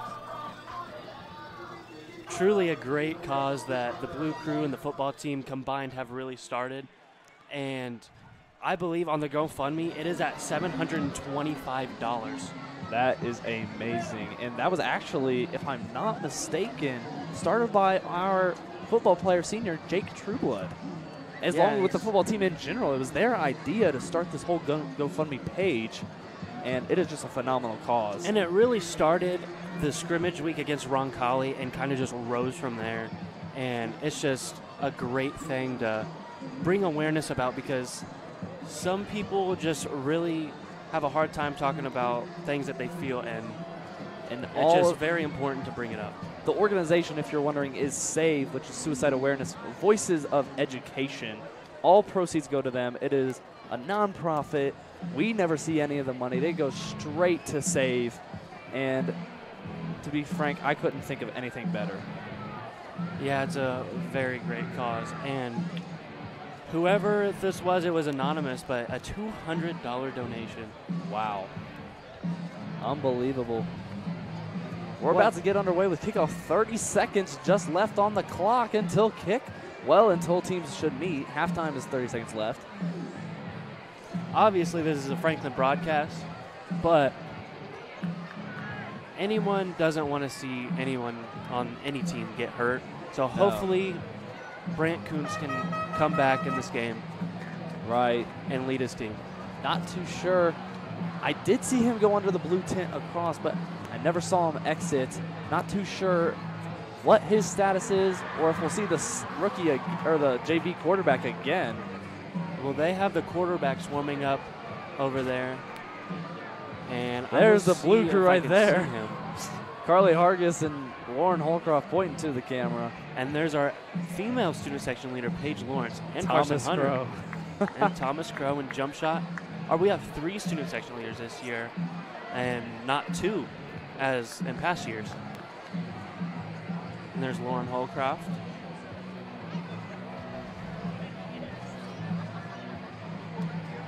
Looks like some time has been added on. We got 2.5 minutes left. Whiteland Warriors warming up on their side of the field. As you see now, that is the kickoff team huddled up there. Not too sure who that coach was. Couldn't tell from the back. And some players I feel like we need to watch in this second half are the quarterback that came in, if he's still going to be playing, Kevin Denham for Whiteland. And Max Clark, obviously, because he has been doing some amazing things offensively in that pass game and with that receiving game. Right. And also to look out for on the Whiteland side of things, the sweeper, number 13, Nyrus Moore-Smith, the freshman. We've seen a lot of him off the sweep and stuff. Yeah, they really like to run the sweep, so we'll see how Franklin can counter that and see how we can stop them. Right you are. Also, another players to watch. The Grizzly Cubs secondary led by Bo Baker, Zach Reese, and Caleb Owens. Yeah, the secondary's played fairly good. They've only let up a few completions, but that was just a bunch of dump-off stuff to the left and the right. Hasn't really given up anything too deep. No, and even when they have gone deep, when Whiteland has gone deep, there's Franklin alumni, Danny Manzo in the Hanover shirt, and then Manny Danzo. Oh, my goodness. And Brendan Couch. With Kevin Hankins, our teacher here at Franklin and our producer. My dyslexia is kicking in. Manny Danzo, not Danny Manzo. Anyway, Brendan Couch actually is one of those alumni, was part of that Franklin team 2 years ago that won the boot. Here, it happened here at the Noel Heminger Athletic Complex. And we talk about alumni. We got Reese Byerly on this offensive line. His brother that graduated in 2020 is Drew Byerly, the quarterback, and he is currently playing tight end at Marion. Along with alumni from that team, that was a great group of people.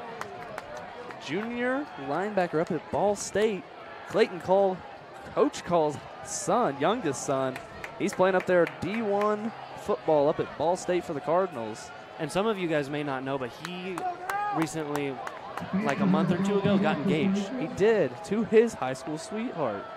So best of luck to them as we start this second half, as Felcher will kick off. Blue Crew getting into it once more, waiting for the kickoff. Here's the whistle. Go. And the ball is up.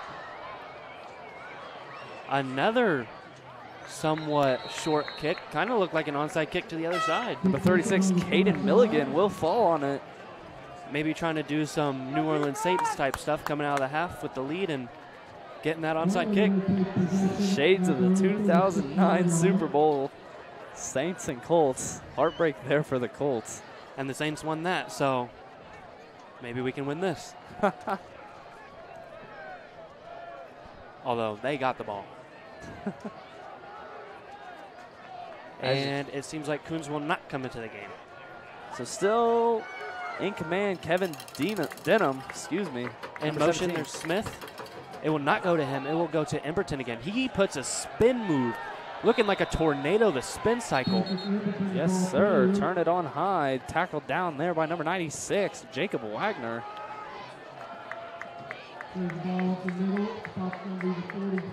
Wagner notoriously is, as I've heard, gotten the nickname Caveman. And if you can't tell by the helmet, with it on at least, that man has got a mane of hair underneath there. He's looking exactly like a caveman, so it fits. Hence the nickname. Here's a toss to number 37, Gunnar Hicks, and he will take the ball for a Whiteland first down. Not sure what Whiteland ate in the locker room during the half. They're spinning like crazy out here. Looking like some Beyblades. Great game. And I hate to say it, but if this was Madden, some players on this field, their X factor would be going off. You're not wrong. You're not wrong. And a lot of them would have spin cycle. Here's the sweep again, but the ball's going to Emberton again. He's following his offensive line. And he's juking, and he takes it for a big gain. Tackled down by number 82, John Holtz, the senior. That will be around a 17-yard run. Looks like that Whiteland run game coming into full swing out of the half, as we've heard in their past games. It could end up being a close one if they pull it back and stop Franklin. But remember, Franklin had the momentum going into the locker room. It's starting to look like it's starting to shift here.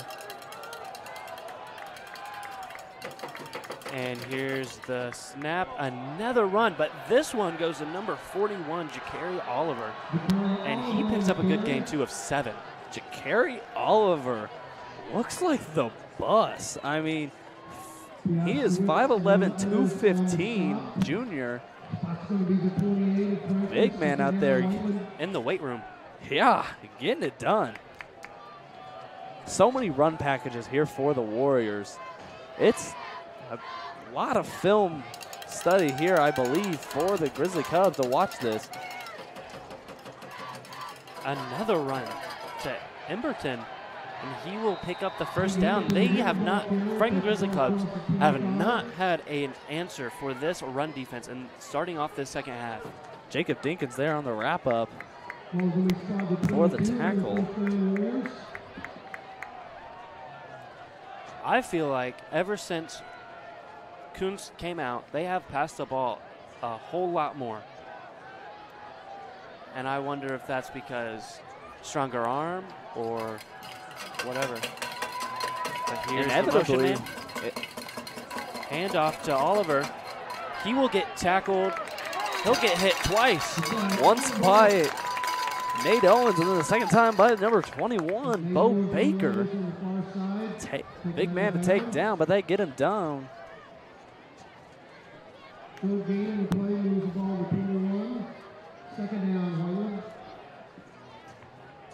Maybe that'll kick something into gear with that short gain. If I'm not mistaken, I think this is the first second down we've seen on this drive. Here's the motion man again, and it will go to it. Smith, and he will be tackled about 4 yards downfield. Third down coming up, about 3rd and 5 is the distance. Can Franklin get one more stop? Here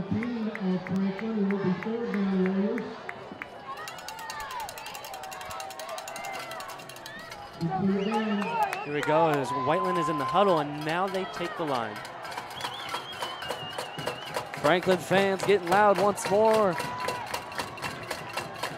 The booth is rattling. Whiteland goes 2 wide with 2 running backs as they have a sweeper going, and they will give it to him. And he is getting the outside, but will be stopped at the 10-yard line, and that will be the first down. Zach Reese once again, and Nate Owens there on the stop. And good sportsmanship by some rival schools as 37 Hicks helps up the tackler on that play. Like to see that too here in the IHSAA, as it is preached heavily within the state. Glad to see it come into play. There may be some bad blood between the teams, but sportsmanship will always have some room. Goes a long way. Motion once more. And they will give it to Emberton. They have ran the ball every play this drive, and he will get to the 5-yard line. This will bring up 2nd and goal. Looks like the alternating of who gets the ball. Looks like we have a Warrior down. That is 61. Aiden Mann, the senior offensive lineman. Going to take an official's timeout here.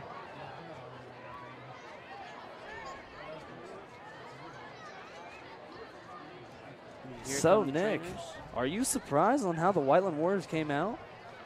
Well, you knew down 21 points they were going to have to come out guns blazing, and they have done that. They have had absolutely good blocking and running, and their running back has just always followed that offensive lineman. Yeah. What do you think Franklin's mode of attack will be, though, when they get the ball back, depending on if they score or not?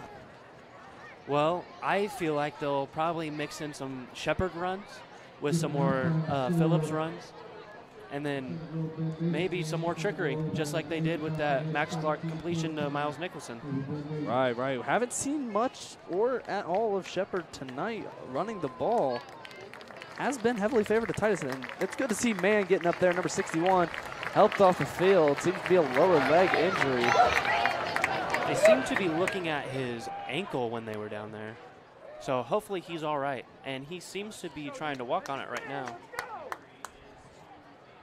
And he is about to get off the field. 8:04 left here in the third quarter.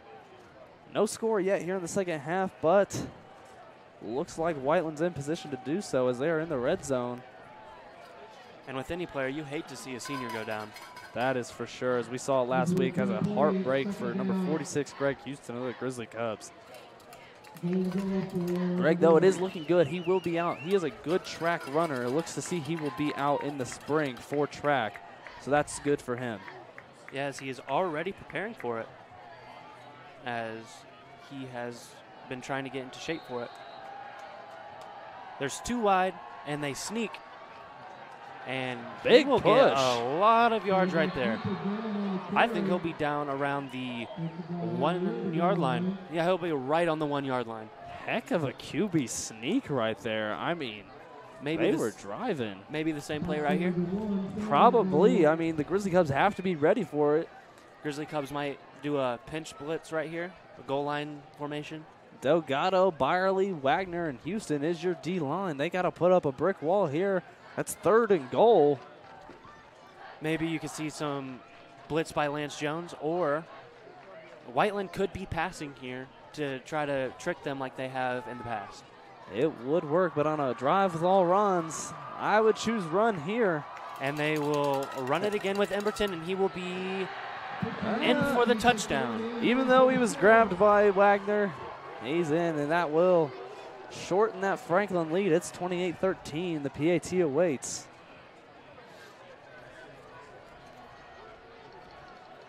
Now they just got to get going on offense and see what we. Here's that replay again. Emberton fights his way in.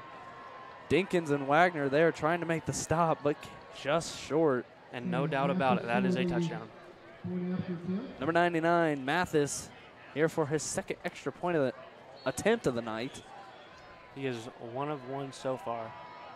And here is the snap, the hold, the kick, and it is perfect.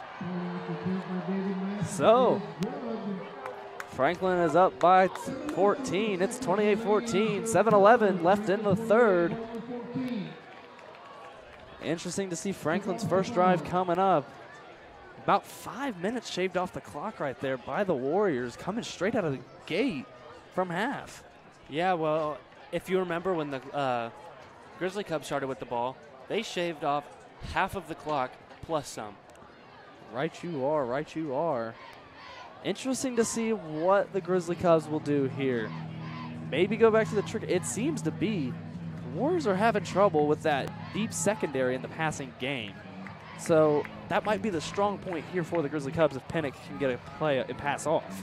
And if I believe so, there has not been one incompletion all game. I'm right there with you. I don't think there has, not that to my knowledge at least. Very strong performance by Penick.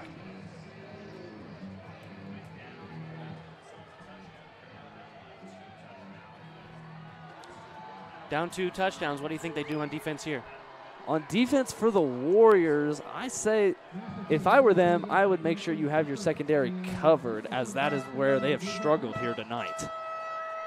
Definitely. Want to shut down, especially number 7, Max Clark. They haven't thrown to Pirtle ball yet tonight. No, they haven't. That's about the only receiver they haven't thrown to. Zach Reese catches the ball, and he just goes right down at the 35-yard line. And there's a player down on the field, and that is number 9. Ethan Tanner. Ethan Tanner, yep. The defensive back, he's been effective on the short runs, but not so much in the passing game. And he gets right up, and it looks like he might stay in for this play. Maybe a little bit of cramping, it seems to be. Signaling towards the sideline, waving him off, telling him to stay. He just waved off number 36, Caden Milligan, the junior.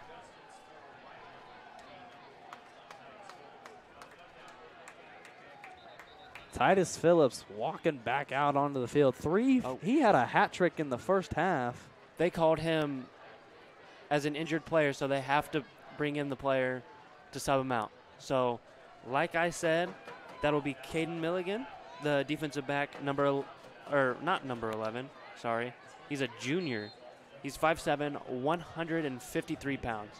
Whiteland is here to rush 3 on this play as Shepard is in motion, and he stops right behind Trueblood, and here's a pass and it is going to Max Clark, and that will be incomplete as Flag there's on a the flag. play. It looks like it'll be offensive pass interference. I'm kind of starting to think maybe defense. I'm not too sure here.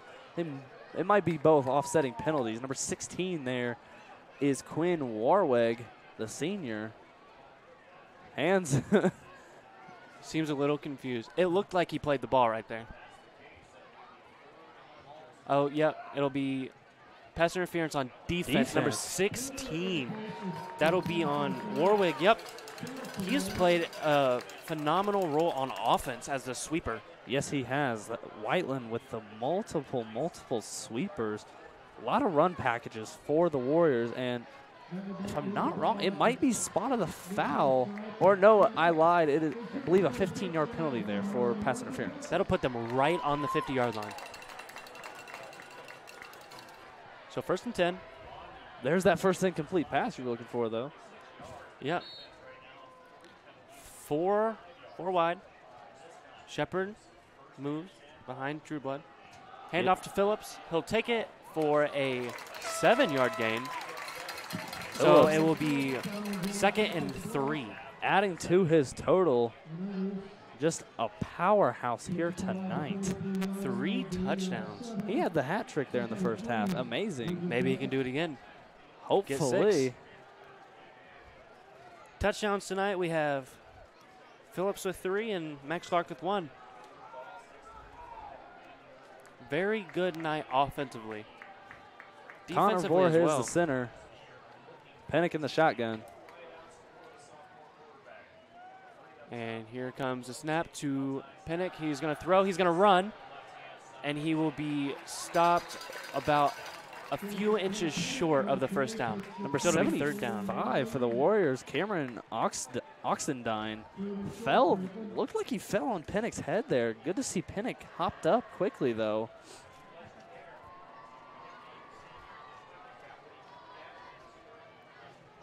Hurry up offense, it looks like a little bit here. They might be trying to do a quick run or maybe the QB sneak of their own. And there's the sneak, and that's a 1st down. Whistle dead, finally. Oh, that is something you don't want to see. Phillips went down holding his knee, but slow to get up. Gets up, though. Byerly and Daniel Adams are jawing at each other. Byerly going both ways, doesn't care. Number 9 for the Warriors, Ethan Tanner back out on the field. And number 3, Dalton Hughes comes into the game for number 15, Zeke Ramey. Along with number 56, Scott Harden, the sophomore, on the D-line. Same formation, 3 wide. Clark on the right side, out wide. Pertobal and Nicholson on the left. Snap to Penick, back to Phillips. And that'll be a 6-yard, no, that'll be a 5-yard gain. Another strong run from Phillips. It's starting to become a trend. It is a trend. I'm not even going to say starting. It has become a trend. Number 26, Miles Nicholson jogs off the field. We have yet to call John Shepard's name for a run today. Right you are. Number 18, Luke Becker, the sophomore.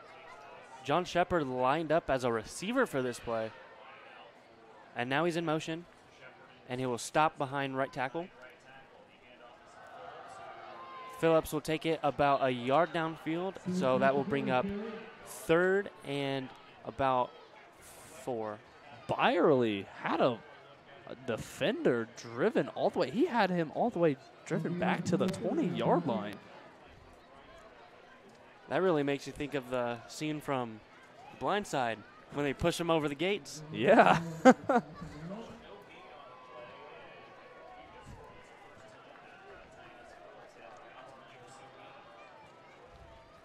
Phillips actually did not gain any yards on that play, so it will be 3rd and 5. I formation. Almost, not it. Blitz from the left. Phillips takes it. He will be stopped. Not quite Maybe. a first down. Oh, little bit of a push. Oh, he might have got it. Just short. He'll be 2 yards short, so it'll be 4th and 2. Now, I imagine they'll probably go for it here as they have yet to punt tonight. Yet to have a drive where they haven't scored. That is true. Great clock management, though, here tonight from Call's offense. Because with 4 drives in just a half, this is their 5th drive of the game.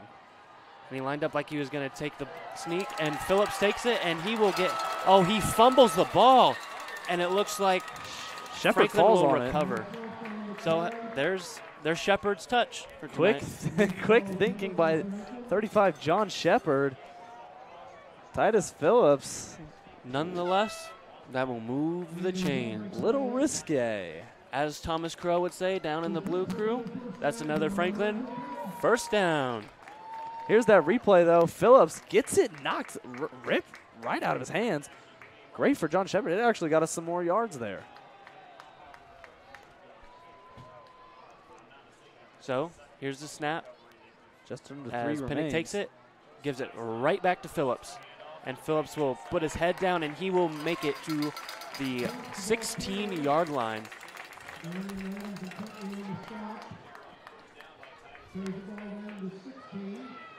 This will make it 2nd and 3.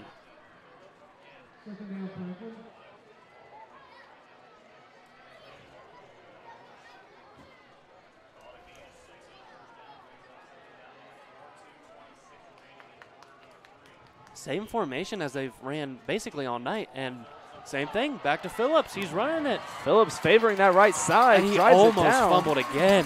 That thing came loose, but he stayed with that. So that'll put them on the 3-yard line. Phillips getting a little lazy with the ball security here in the 3rd. Just over 2 minutes remains. That might have something to do with some fatigue. Maybe they'll start running it with John Shepard now. Maybe. 1st and goal for the Grizzly Cubs. Looking to score for their 5th time. Penick under center. Snap Tosses. to Phillips. He'll take it, and touchdown number 4. Another Titus dive. Phillips. Wow. 4 Grizzly Cub touchdowns for Titus Phillips. I wonder what the record is in a game for a Grizzly Cub. I believe it's held by Drew Byerly, actually. Is it 5? It might be 5 or 6. Titus closing in on the record. Extra point here. Man, would I love to have him Here's in fantasy. the replay. Phillips once again diving into the end zone. And as the replay was going, the kick was good. Perfect hold, perfect snap, perfect kick. 35-14. Extends that lead back to 21. Blue Crew running with the flags down below.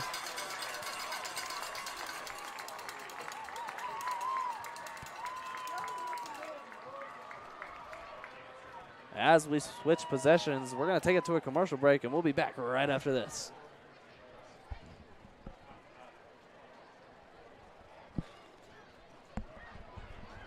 That water, you're gonna want to look for weeds, sunken structures, down trees, stuff like that.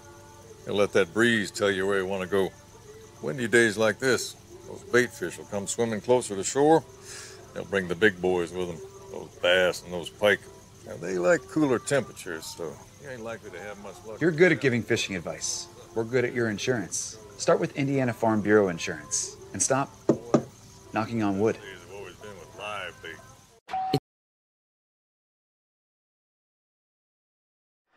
Welcome back to Franklin football. I hope you enjoyed that commercial break. We are about to kick off to Whiteland High School. As you see right now, or saw, excuse me, that was the Blue Crew doing their famous Do It chant. You can probably still hear them. Here's the kickoff. Another short one. Fielded there by 41, I believe. Yeah, it was 41. That is Oliver. Stopped there by Bo Baker. And here's the Do It chant. You see a lot of movement from the upper rows. That is sarcasm. Sorry, we are very fluent in sarcasm. I can speak it, but I can't understand it.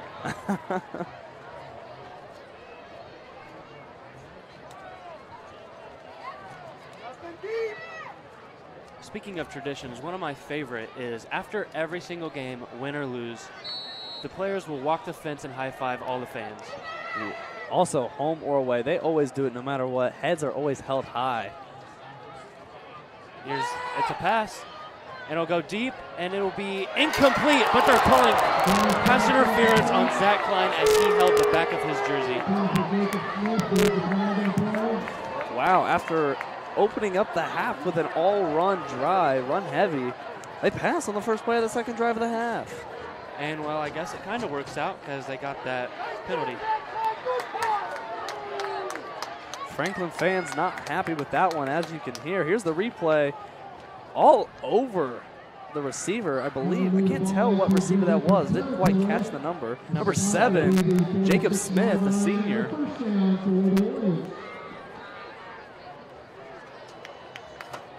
This is our first full week of football with tonight. We have high school football. Tomorrow we have college football, and Sunday is a week 1 of the NFL season. The NFL kickoff was last night. The Buccaneers getting it done late. Another run with Emerton, Cowboys. And he is gonna go take a long run, and he just about fumbles himself. Another horse collar tackle there for Klein, number 24.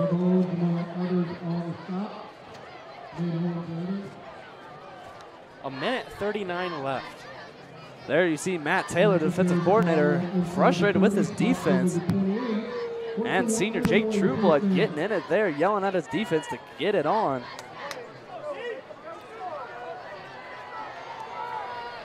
Well, here is the snap as in motion. Sweeper takes it, and that's 16, he's free, he's going. And that'll be a touchdown. Number 16, Quinn Warwick, his first touchdown of the night, and the team's third. Wow. That'll make it 20-35. Saul Warwick there on defense, get that defensive penalty, pass interference against Max Clark, but now goes down and scores off a run play. Here's the replay, breaks to the right, keeps going, led the way by number 41, Ja'Carry Oliver. And talking about Max Clark, I just saw him down on the sideline telling his teammates, let's go score and get this point back. Here's the kick. It is up. And once again, no missed extra points tonight. Both kickers from both sides, very, very on point. Good. I think everyone's been right down the middle from both sides. Everyone. There you see Jacob Dinkins and Zach Reese, as well as Jake Houston. Matt Taylor talking to his defense, trying to figure out what went wrong and what's happening in the second half. 35-21 the score. Minute 16 remains in the third. There really has not been an answer all night for those sweeps. No, Franklin, all the trickery, just the amount of run packages that the Warriors have is just amazing to me, that they have all these options. Even at running back, it's not just one guy doing it all. Yeah, every single play you're kind of expecting a run, but then when they pass it, we still defend it very well. As you see there, the Whiteland Warriors head coach Darren Fisher giving him a talk to. Even more, whatever he said in the halftime locker room seems to have worked here. They just haven't gotten the defense on board yet, as Franklin's still ahead by 14. Number 99, David Mathis to kick off for the Warriors, waiting for the ball to be put in position.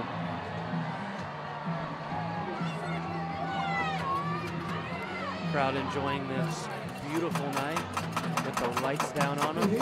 This is what football's all about. Rivalries, great games, and fan involvement. It's my favorite time of year. The weather's just right.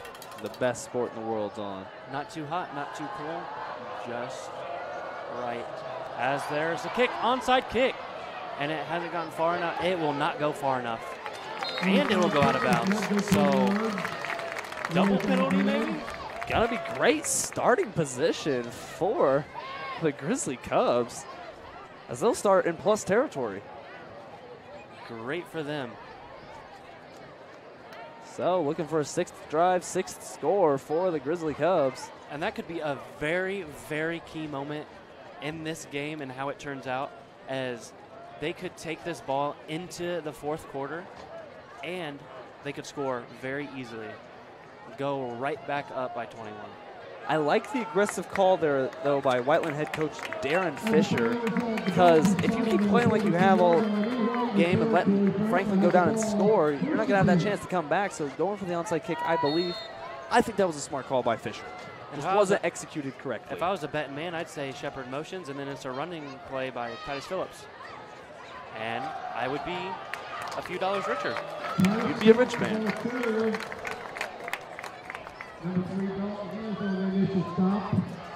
Titus Phillips has been so good tonight.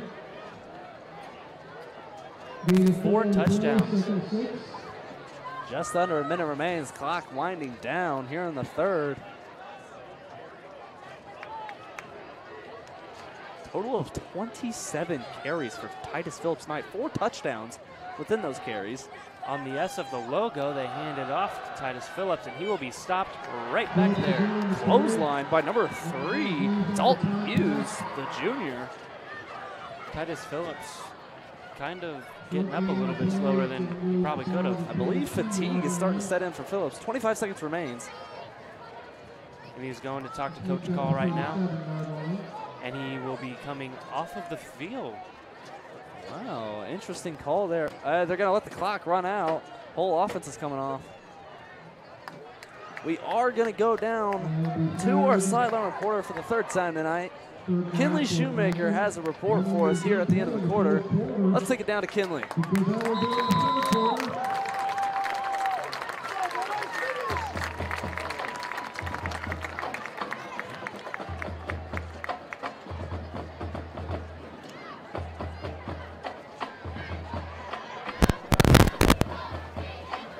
Well, Kinley, we cannot hear you. I'm sure you said something fantastic, though. What did you say, Nick? I would say she probably said something very interesting.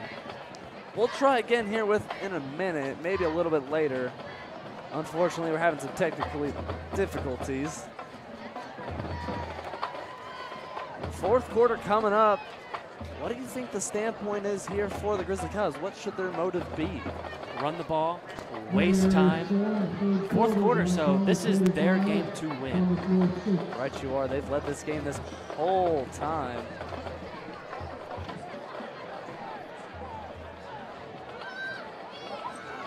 As we resume play right now, possession third down off the Warrior 37 line.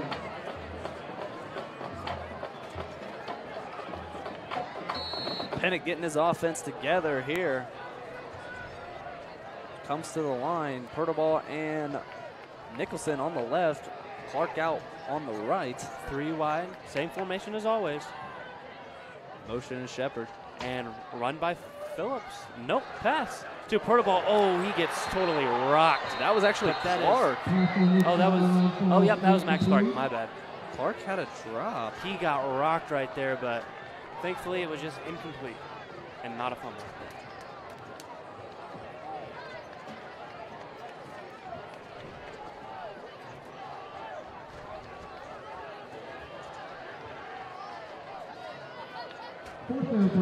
Here come the Grizzly Cubs.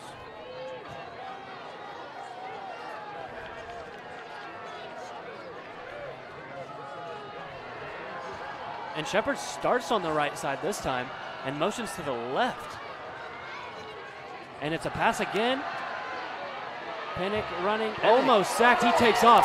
He's going to get the first down, but the Whiteland Warriors, wow, and he takes a nasty shot at Penick's legs. Whiteland sideline getting into it, signaling for their ball. Byerly hands on his head. Fisher not. Interesting call. And I know you're trying to make the tackle, but you just don't go for someone's legs like that. Apparently, it's a turnover on downs. Looks good from here. They're saying Penick went out. So, not a good start to the fourth quarter for the Grizzly Cubs. First turnover of the night. But they have one possession to work with until it's within one score game.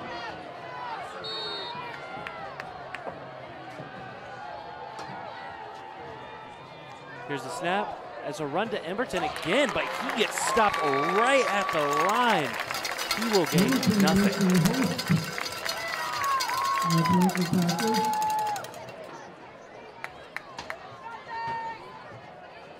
If you're wondering, mid-state scores around the conference. Decatur Central leads Martinsville 30-14. And up at Plainfield, they're tied with Perry Meridian 7 apiece is the score. And then up the road, a little bit north of Whiteland, up at Greenwood, it's 14-63. Mooresville with the heavy lead. Here's a rollout to the right. Flag is thrown. Zach Klein levels him out of bounds, but there is 2 flags on the play. Wow. The 3-0 Mooresville Pioneers are up 63-14 on the Greenwood Woodmen. 6 minutes to go in the fourth quarter. Wow, and not in our conference, but Center Grove and Ben Davis are going at it as it's halftime, and it's 16-14. Center Grove's favor. Another Johnson County matchup there for you. I know Indian Creek is playing Brown County tonight. Not too sure what the score is. Don't have a report on that one. But there's another Johnson County game for you. Flag on the play, waiting to see what it is. Not too sure, but it looks like Whiteland is moving back. Yep, moving back. It'll be on the offense. Holding penalty on the offensive line. 11:07 remains here in the fourth. The battle for the boot starting to come down to the wire. Lance Jones trying to get the defense together, my bad. Pass again. Pass. It will be thrown, and it will be incomplete right through his hands. Sigh of relief from the Franklin sideline, as that would have put the Warriors a little bit closer, but it's going to be 3rd and 20. That was Warwick intended for the pass. Warwick, the one who had the rushing touchdown on the last drive for the Warriors to make it 21-35. Seeing a little bit more passing here, though, from the Warriors instead of that run game. Well, with Whiteland, they kind of have to, because they'll run out of time if they keep running the ball. Very true, very true. Gotta have to change that game plan. And you can't take 2 5-minute trips down the field. The camera shaking, Franklin fans rattling the boot. Another pass. Here's a pass. This one will be, almost picked off by Zach Klein. Dropped. He had it in the bread basket. But there's a reason he plays defense. If he was good enough with his hands, he'd be on offense. So ball was a little overthrown for Klein. Still brings up 4th down. We're going to see our first punt of the night, but there it is again. Zach Klein, phenomenal game for him as well. And once again, a brother that is an alumni, Isaiah Klein, played wide receiver, number 81. Yes. He was also part of that team that beat Whiteland 2 years ago. Yes, he was. We're going to see our first punt of the night in the first quarter from either side. This will come by number 3, Dalton Hughes. He will punt it, and it will be Bo recepted by Bo return. Baker. He's running, and he runs straight into 2 defenders as he will be taken down at the 45-yard line. Jordan Vincent, the senior, on the stop there for the Warriors. Now, Franklin needs to control this clock here. Run it out. Don't turn over the ball on downs. Maybe make some stuff up. Get some Shepard in there. Get some Phillips in there. Just mix it up every single play just to see what you can do.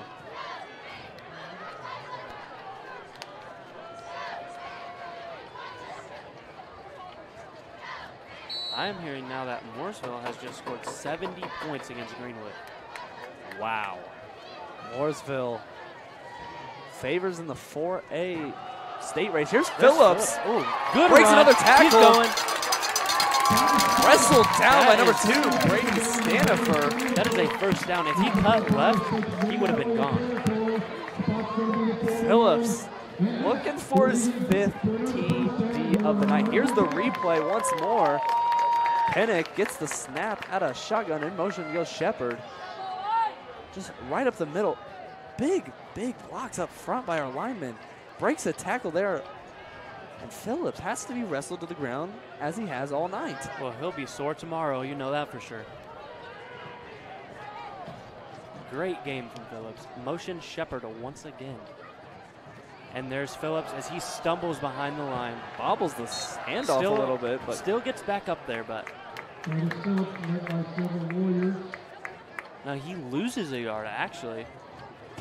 So that'll make it 2nd and 11. Well, that's going to hurt the average a little bit. Maybe a pass play here?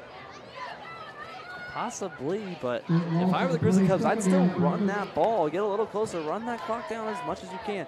19 seconds left on the play clock, and counting. There are big risks involved, but they've gone 3 wide once again, and they will, hand it off. And there he goes. Phillips up the middle. He'll get them within 3 yards of that first down marker. Number 9, Ethan Tanner on the stop. 9:31 to go. Clock stopped off there, a first down as always. Clock will resume here once the teams are in position. We got a flag on the play. And you can tell up front, face mask on the defense, so that'll be a first down Grizzly Cubs. Moving forward again. That's the second face mask call on the Warriors tonight. Hurt them in the beginning. And you possibly can a repeat. You can tell up from this booth that Titus Phillips is just extremely fatigued, but it doesn't seem to affect. Blue Crew trying to get a fight over there. Not a fight, but a little bit of a friendly battle with the Whiteland student section. Snap. Back to Titus. He will get to the 20-yard line, so that's a gain of 1, which will bring up 2nd and 9. No gain in the play, 2nd down, Franklin.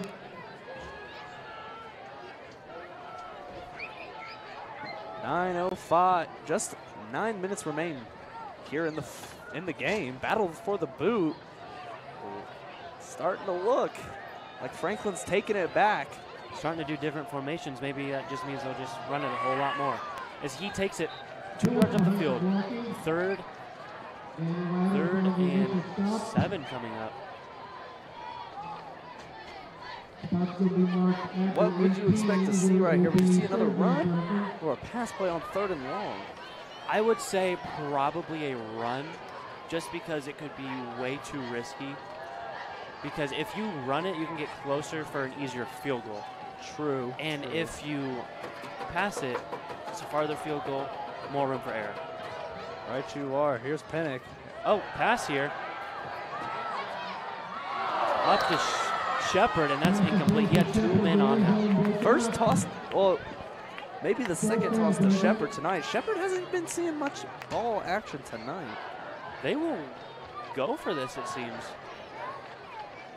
Which, would you just kick the field goal here? I would kick the field goal here to go up by 3 scores on the Warriors, because I would have faith in your kicker, Patrick Fancher, as he has made every extra point with ease. We will see right here. This will most definitely maybe be a pass play.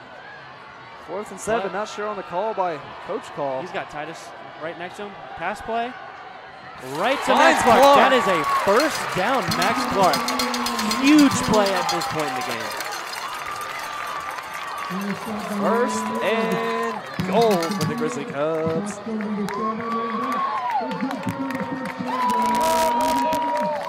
Tristan Coleman on the sideline liking that one.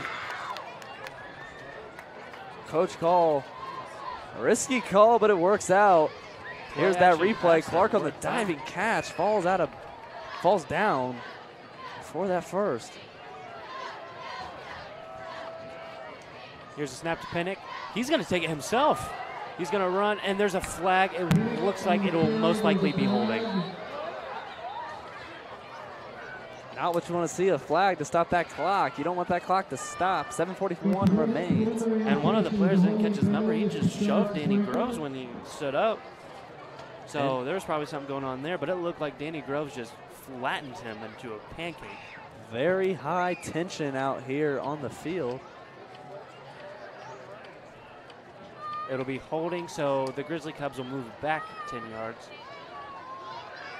So that will make it second and goal from the 17.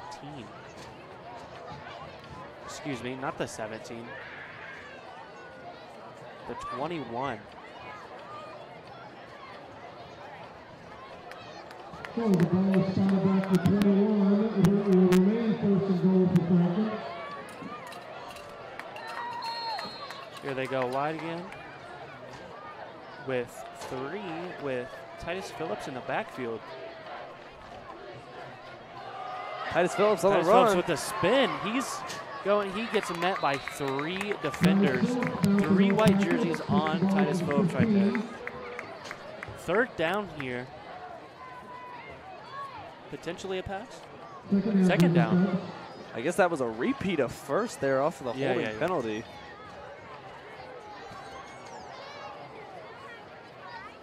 So 2nd down. I take back what I said. Maybe a run. I would go run here because it's worked out with Titus so far.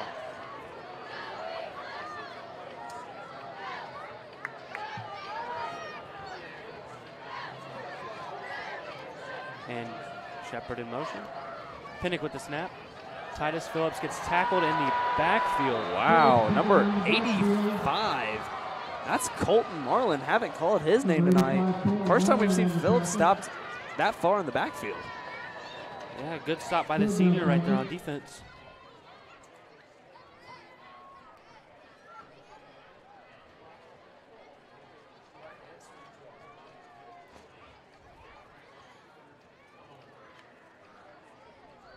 So, now 3rd down. Grizzly Cubs coming up to the line. Clark out to the right. Nicholson and Purtleball to the left. Still no target for number 4, senior Kai Purtleball. Penick takes a snap. Lefty hands off to Titus Phillips, and he will be stopped at the 15. Knocked down by number 3. This would be Dalton Hughes. This would be the time to kick a field goal, go up 3, because you're in the middle of the hash marks, straight on. But we'll see. There's 5 minutes left.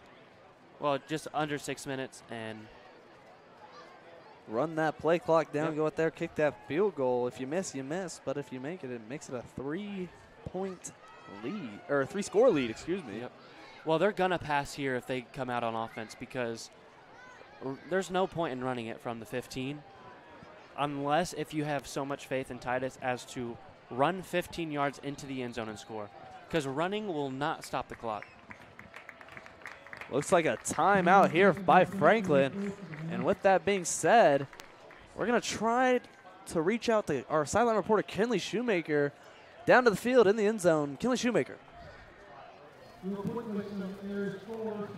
Franklin and Whiteland have played for the Boots for the past many, many years. Whiteland dominated the rivalry 22 years in a row until Franklin broke that streak. With about 5 minutes left in the game, this is going to be a nail-biter. Back to you. Thank you once again, Kenley. And with that rivalry, Whiteland has the boot. They won it last year after Franklin had won it for the first time in 22 years, like you said. And as we've mentioned up here, looks like we're doing a little back and forth action now with this boot. Yeah, and it is time that Franklin they're past that 22-year drought, and they're here to compete every single year for this boot. Right you are. There's the Blue Crew once more. Cole gave a good pep talk out there to his offense.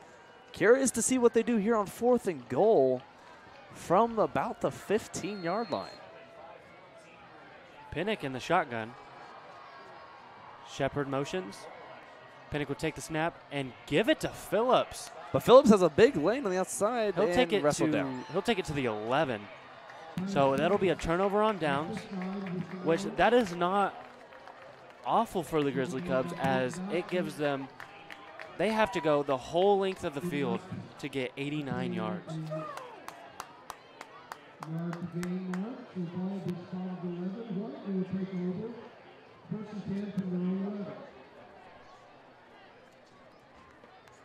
Well, the defense is out here. Here comes the offense. I like the call there that head coach Chris Call made for the Grizzly Cubs. I mean, no matter how, even if you didn't get into the end zone, which they didn't, that gives tough starting position with 5 minutes left for the Whiteland Warriors. 89 yards to go, down 2 scores. What do you think the likelihood is they can come back and win this one? It's still possible. Here's a deep pass. Shot. That ball will be incomplete. No flag on the play. All 4 defenders were playing that ball. So good thing there was no pass interference. Like we've Preach. That Franklin secondary on point tonight. I mean, they have been phenomenal out there, especially from 21, Bo Baker, number 2, Zach Reese, and number 6, Nate Owens. Here's the replay once more. The pass from the Whiteland JV quarterback. Owens actually had it in his hands, almost had that one picked off. And Zach Klein hit him in the back right there, so that could have had something big to do with it. Here's the sweep going, and it's going right to Smith, and he'll take it almost to the first down, but no, he will be stopped a yard short. So that will bring up by number 2, Zach Reese. They'll bring up 3rd down and 1.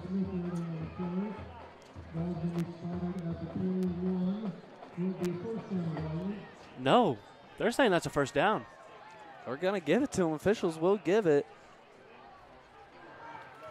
I can't imagine Call's too happy about that one. There's a good snap off the line. To Emberton. He's going. He's got the first down and more. He's finally pushed out of bounds at the 43-yard line.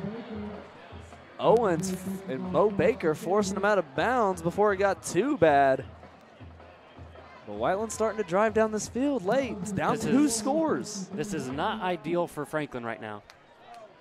Chaz Hill on the sideline trying to get this defense together. Granted, they're still up by 2 scores. A score here would put the game in jeopardy for a potential overtime. Emerton will take it again, and he will be stopped at the 45-yard line. Somersaults over the Franklin D line. Looked like Jake Houston may have tripped him up there and got him.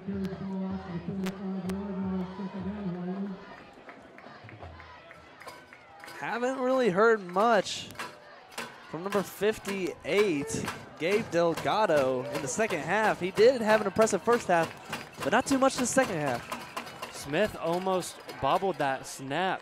Tripped up by Jacob Dinkins, number 37. That'll be a 3rd down, 3rd and 2.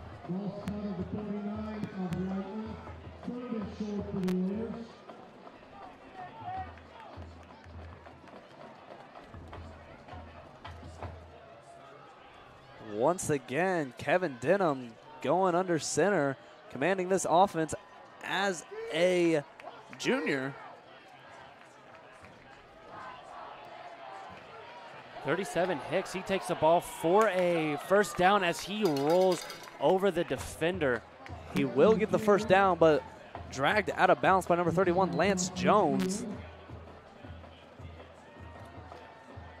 3:26 remains. So clock stops for them, and Whiteland only has 1 timeout left.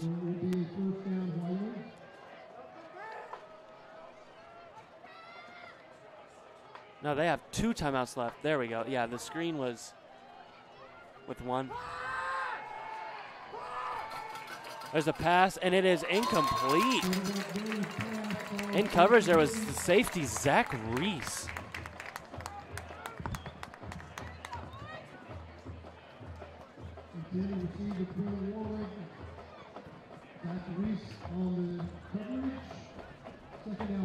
I wonder if Coons was still in this game, what the turnout would be.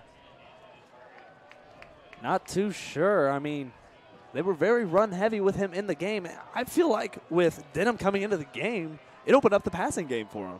I feel like it really did too, but they haven't really completed much like downfield. So here's Emerton again.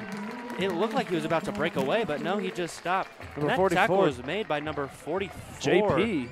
Yep. Jesse Piatskowit. Piatskowit, that sounds about right. J Money. There's the offense on the bench trying to cheer this team on. This is something every senior dreams of. They want to win the rivalry game every year, but especially their senior year. And this senior class of 2022 really wants to win this boot. When this time runs out and Franklin takes this win, this Franklin crowd is going to go nuts. Incomplete pass. The wide receiver didn't even put his arms out. Number 1, Sullivan. That brings up 4th down for the Whiteland Warriors. 4th and 7 to be exact. Zach Reese there trying to command his defense. If they don't convert here, that will pretty much do it more than it already has.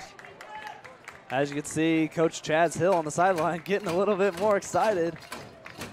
The camera's shaking from the rattling of the bleachers as it rattles the booth up here. Blue Crew better get loud. Thomas Crow getting them ready. I think the crowd's louder than the Blue Crew tonight.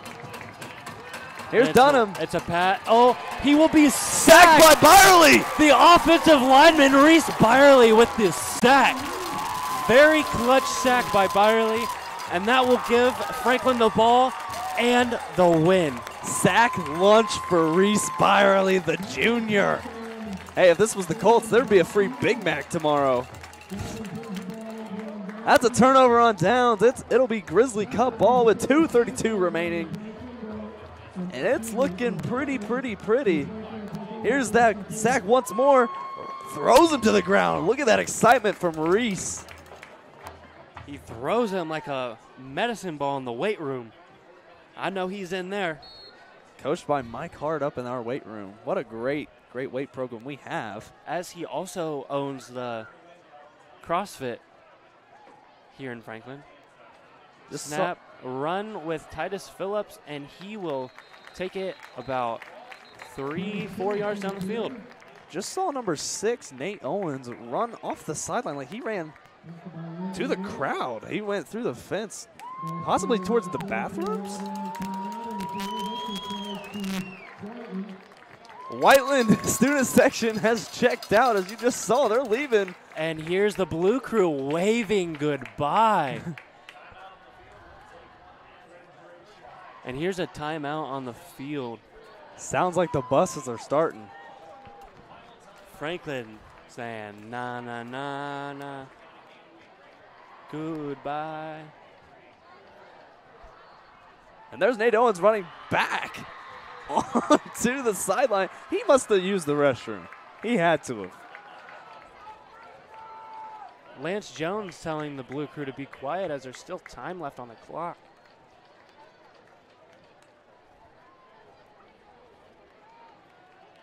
Second down, Grizzly Cubs.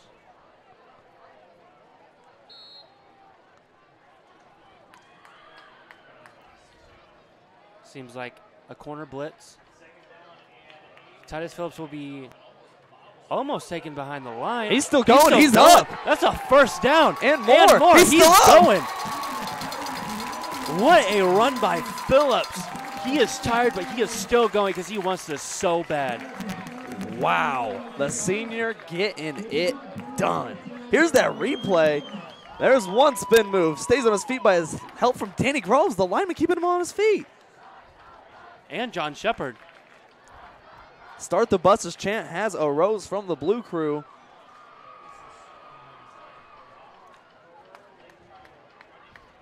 Makes me want to go down there.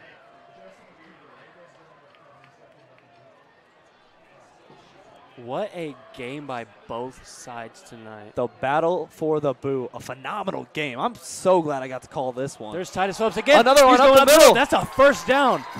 What a game from him tonight. Number 9 for the Warriors. Ethan Tanner down once more. Not going to get an injury timeout. He gets back up. 1 minute and 40 left. Here's us in the booth. As you see us, we're waving. Great. Brandon Beeman, what's up? Brandon Beeman down there. Respect to him.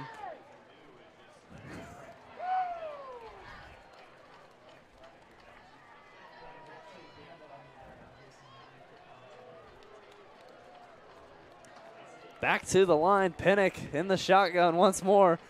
Shepard on the right. Guarantee he goes in motion. No, he didn't actually. I would have lost that bet. Again. Phillips, oh my goodness. Titus Phillips wants this game bad. I wonder what his yard total is. He could get his 5th touchdown this drive. Could. There's a minute 01 left. And timeout by Whiteland. We will be seeing Franklin running the field again. The Blue Crew running the field after this game.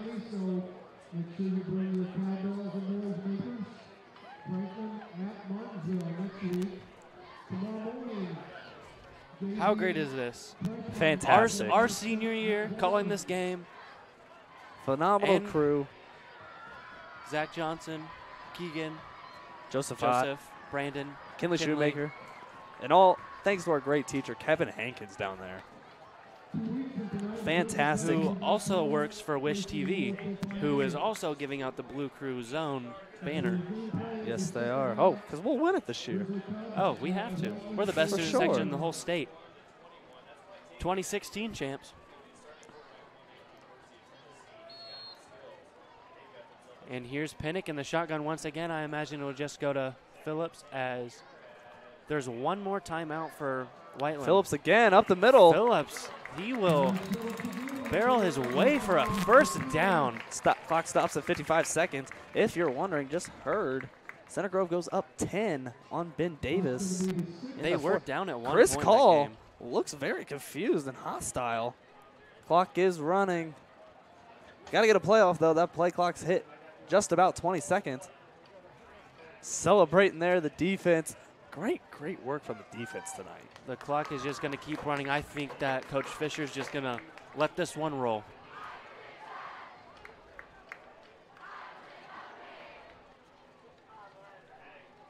And there's the knee. That's it. That's the game. The battle for the boot. The boot is coming home to Franklin, Indiana. All smiles on the blue sideline. The Blue Crew rushing the field. Here we go. The celebration is on. It begins. The flag. Jude Barger with the flag out there as the clock strikes midnight. There we go. Bill Doty with that boot. It is now ours. Take off those Whiteland chains. It is ours. Here comes the Blue Crew. Joe Warner, Thomas Groh leading it out. Sam Auger. Phenomenal night. Phenomenal game. Phenomenal production. Whiteland put up a great fight tonight. And Franklin just wanted it. And they got it. There's that boot once more. See all the W's. That's from all the Whiteland wins. There is an F on there, 2019. But 2021, it's back here, home at Franklin Community High School within the Noel Heminger Athletic Complex. Well, now we got to focus on getting another F on there next year, 2022. Now, all Franklin needs to do, win that cannon from Greenwood in our game later with them this year. Yep, and a great game tonight. Thank you for joining us. It was a pleasure doing our first football broadcast together, Nick. I had a great time. I hope you did. I had a phenomenal time, and we will actually be back here, the homecoming game, September 24th versus Mooresville. The Pioneers, they got a win, big win tonight over the Greenwood Woodmen. It'll be a tough competition against the Grizzly Cubs, but if they play like they did tonight, it'll be a good game to watch. So tune in next time, September 24th against Mooresville. We'll see you guys later.